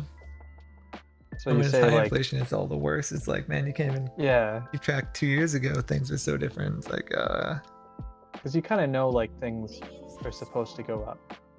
But when they go up by a lot, then it still breaks your like sense of things. Yeah. But it's like compounding too. So like 6% inflation versus 2 is like way more over a decade. Yeah. Like how they always say, oh, if you save $1 a day, by the time you're 60, you'll have $1 million. I'm like, yeah, but when I'm 60, that'll be like $1,000. $1 million will buy me like an iPhone. Like, great. Yeah. I don't know. Yeah. That's the big difference, right? Yeah. Dude, it's so messed up because if you look, the stock market historically only returns like 7%, and right now inflation is like 6%. So you're getting like 1% real return per year. Which, and that's what I'm talking about, where like that whole, oh, you get 8% back. It's like, well, if inflation is moderately high, you're really only getting like 4% back or something, right? Or maybe less, you know, like you're saying, like maybe it's 1%. And then at that point, it's like people talked about how they used to get 8% return when they had it in the bank and how great was that or something, you know, or whatever. Like, but even then, was that like in the 80s when inflation was, like you pointed out, was like, I don't know what it was, up as high as like above 10 for some years, right? So it's like, well, if you're getting 6% back or whatever it was on your bank account, but the inflation is that, it's not really paying you, it's just keeping you up to date with the prices, right? Yeah. So, yeah, I don't know. And maybe that's not exactly what is going on, right? But the point is that like all this stuff matters, and when it's going all crazy, it's just hard to keep track of if you don't like, you know, if you don't have a huge interest in it. When I was in school, yeah, 6% in a savings bond. I'm like, yeah, but in the 80s, interest rates 7%. Just think about how depressing that is, though. Like, you could retire thinking, I'm a multi-millionaire, I really made it. And then do the math and realize that your multi-million dollars was only worth whatever, like, a really normal amount to retire on would be when you're young, that you think you far exceed it, right? And you're really just, like, at par, or maybe under it, or whatever, you know? Yeah. I don't know. I mean, it's not like you can just get rid of inflation or whatever, you know, but to the extent that, like, the politics of it are all, it's annoying.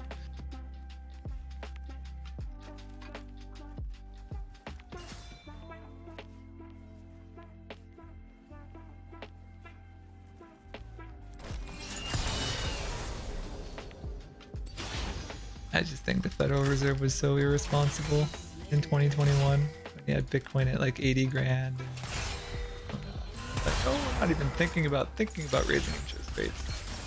It's like you can't see what's coming when they printed like record-breaking amounts of money. I act like it snuck up on them now. Oh, where did this come from? It's like, you know where it came from. Absolutely no respect for Jerome Powell. None whatsoever.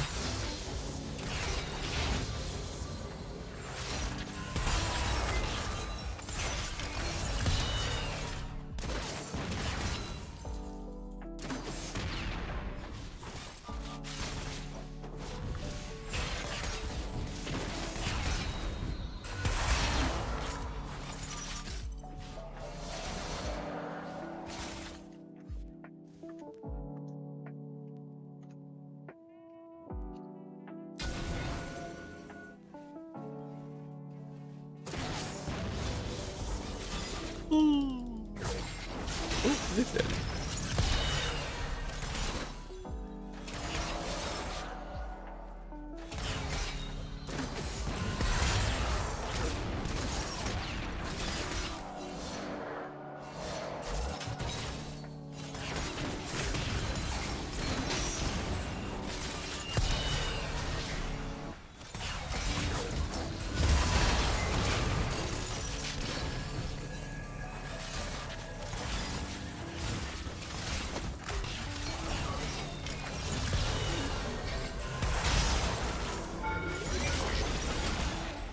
that booty!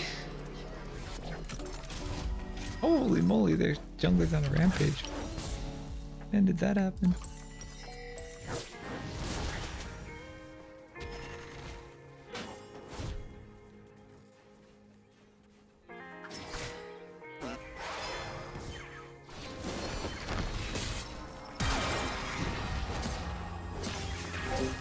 Yeah, she has 2 flashes, there's no way they're getting that.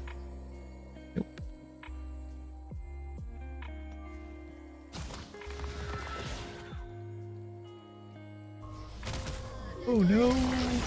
Oh no! Oh baby, I stunned her into the freaking ult!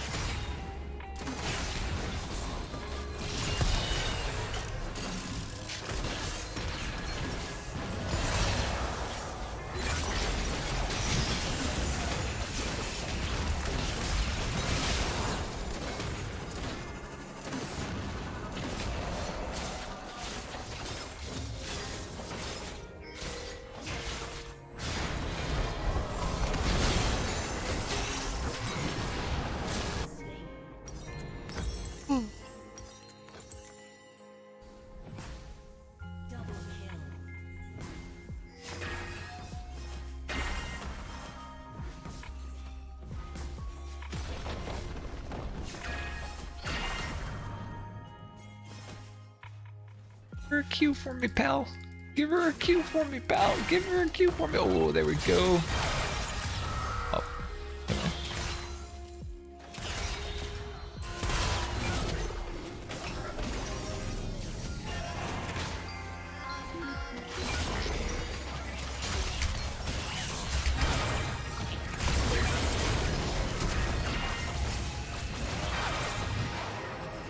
That explains how this Nunu has 30 kills every game in his match history. On Nunu. And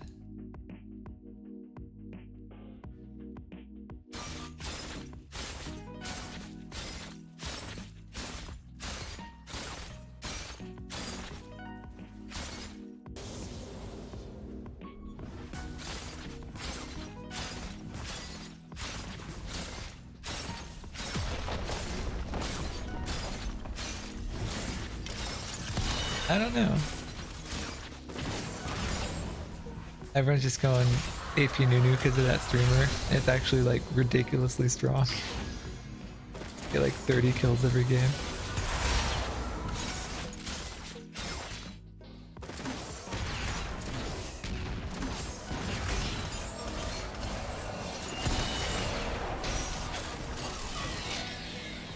Eddie, you could have gotten that. Oh, she's not 6 yet. How is she not 6 yet? I've left her in lane alone for a long time. Just kills. She's got 5 kill participations. How is she not 6? This is sweet. Figured out how to add the type hint to make the table.query parameter type hint correctly. And the reason I can't normally is because like it's a dynamically created thing, and I think even like its meta class or something is also dynamically created. It's just like very uninterpretable by the type hint stuff, you know. But you can just add a what do you call it? Oh, blanking out on stuff. Oh my gosh. What is the word? Annotation, that's what it is. You can just add an annotation for the query thing. Add an attribute without actually assigning it, you know, on the class. And it will have it, so you can just force it to annotate. Right.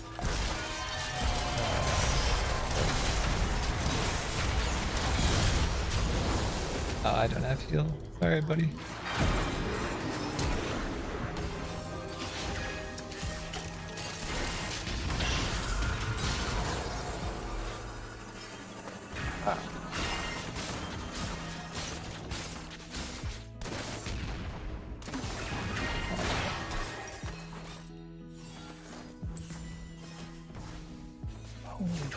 This is so much better.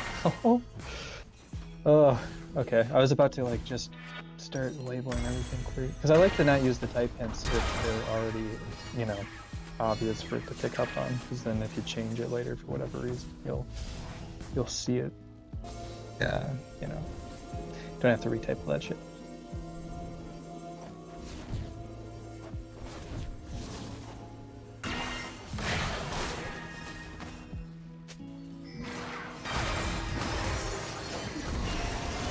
Oh, and we missed.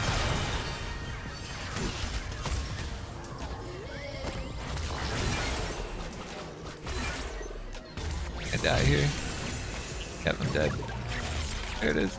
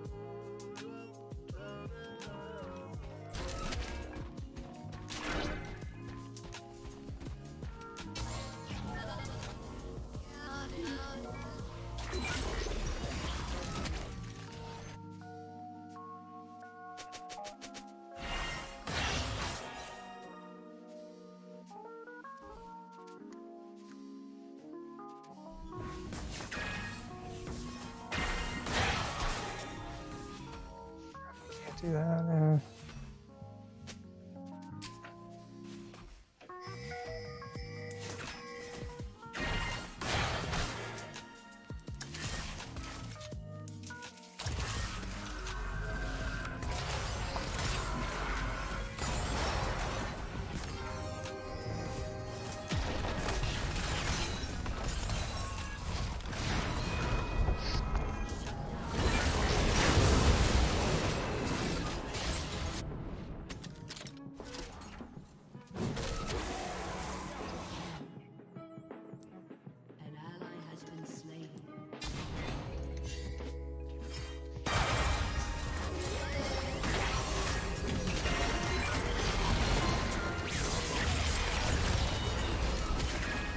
Oh, he's just full health instantly. Eats one creep, instantly full HP. 2 creeps. Oh my god.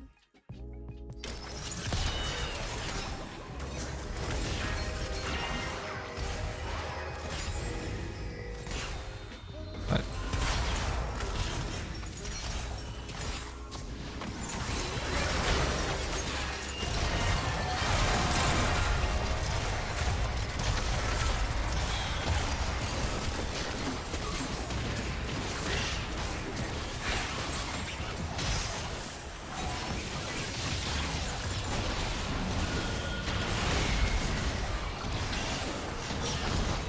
He's gonna ult in the bush. Don't do it.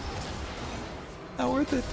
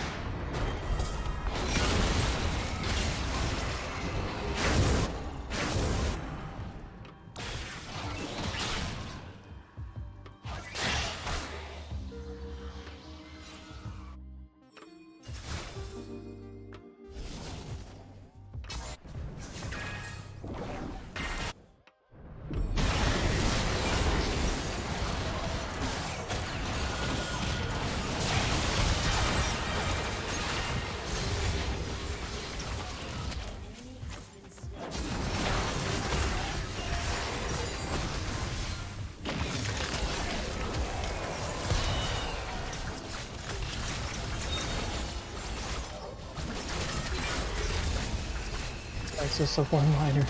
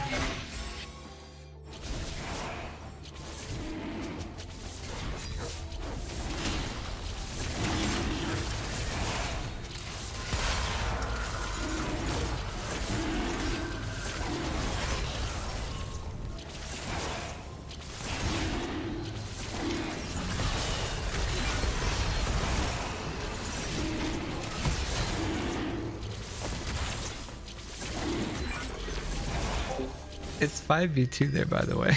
1, 2, 3, 4, 5, right? V2. And then Nunu, we just shut down his Magi stacks, so he was super weak.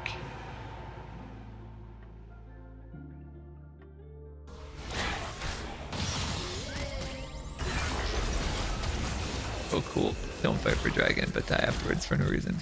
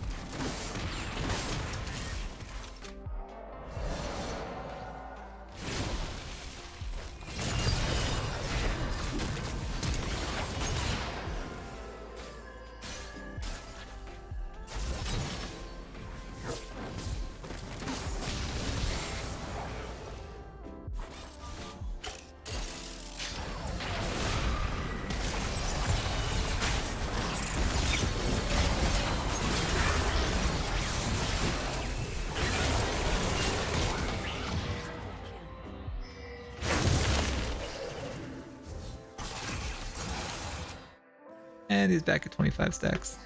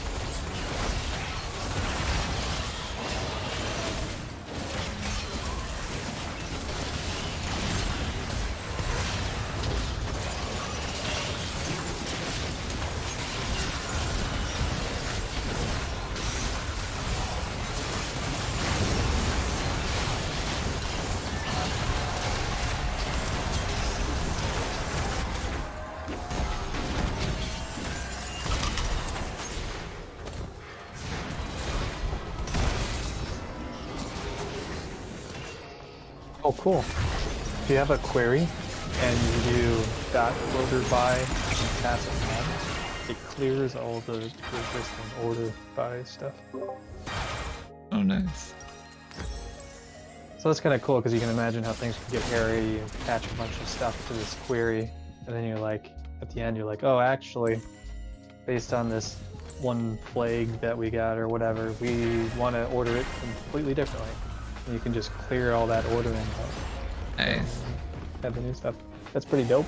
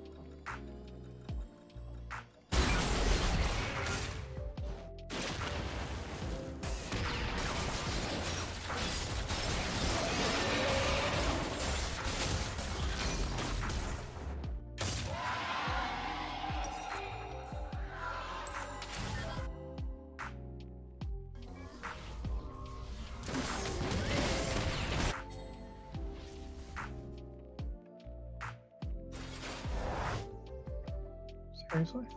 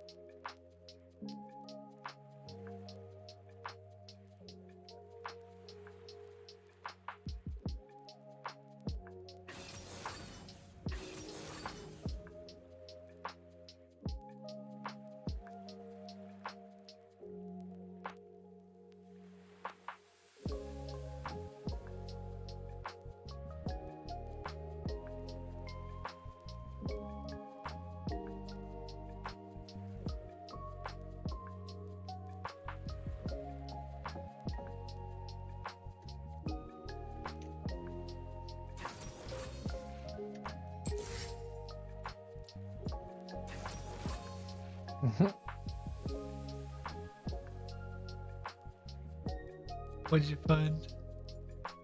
You can divide by. You can take 0 divided by. Oh wait, is that actually? That maybe that's why. Not dividing by 0, you're dividing 0 into. Oh, okay. That makes some sense. Never mind. I'm just getting tired. That's what's happening.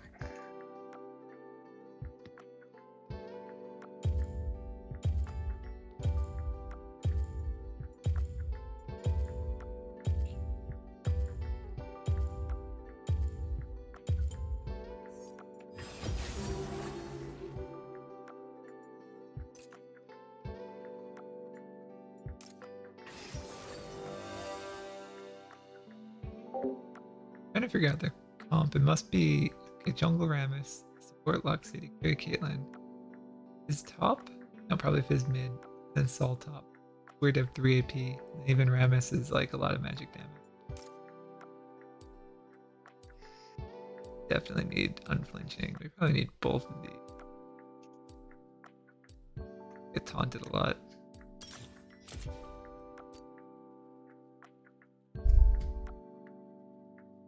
We have a lot of tanks.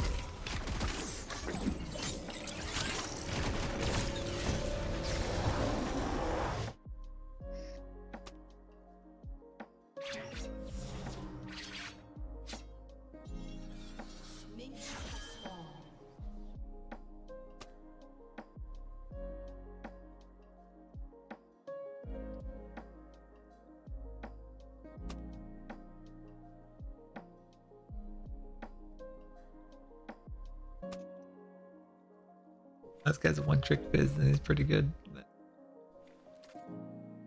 picked the wrong game to play my worst champ.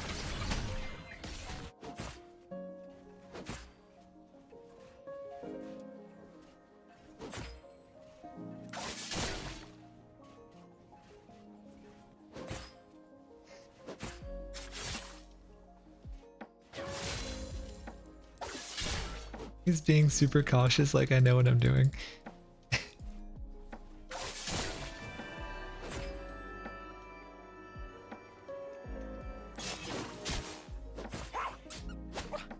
That's gonna hurt. That didn't hurt that much, actually.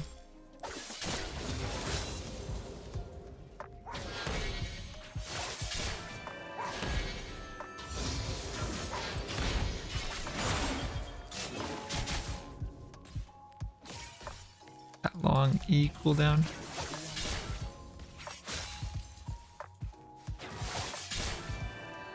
Probably about up now. Thought I could maybe bait it out.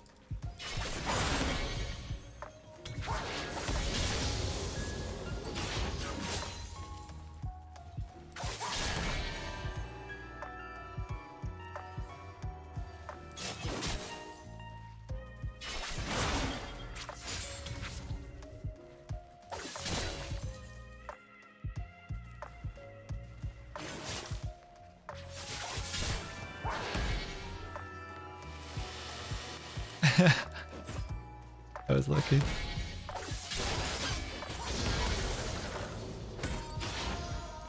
Is he gonna invade?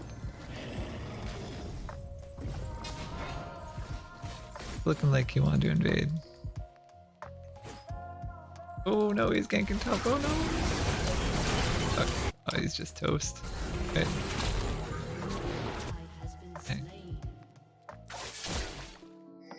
When he comes, we can maybe kill him at this thing. He comes. We'll kill him.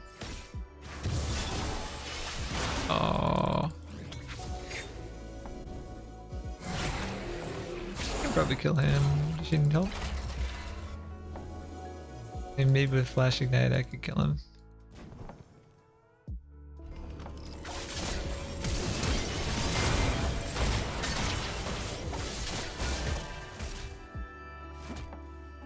Gramus will be around. Gramus.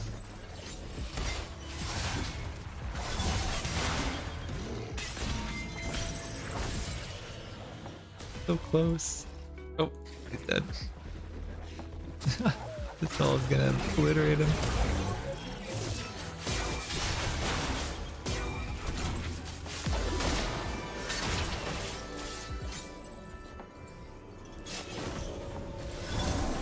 This might gank me here. Just recall? Feels like such a waste just to recall. Could have cut us off.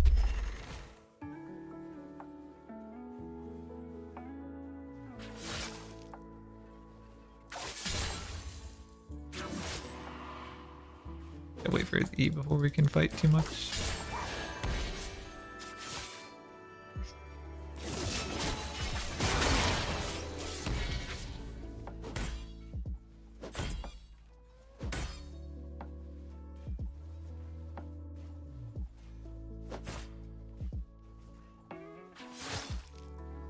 Why is he being so cautious? It's so weird.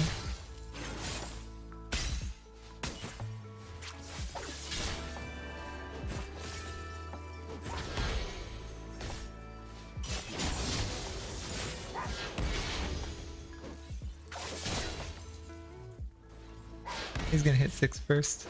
A little bit over leveled, and he went back to shop once. And he still has Ignite. A Vault Ignite.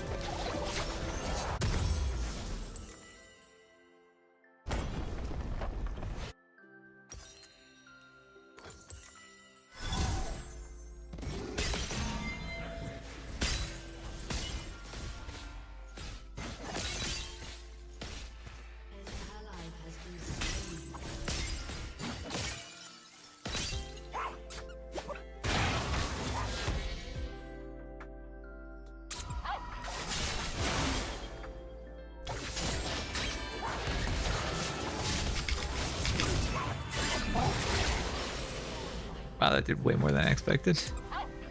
Oh, he's at full stacks of dark, so that's why.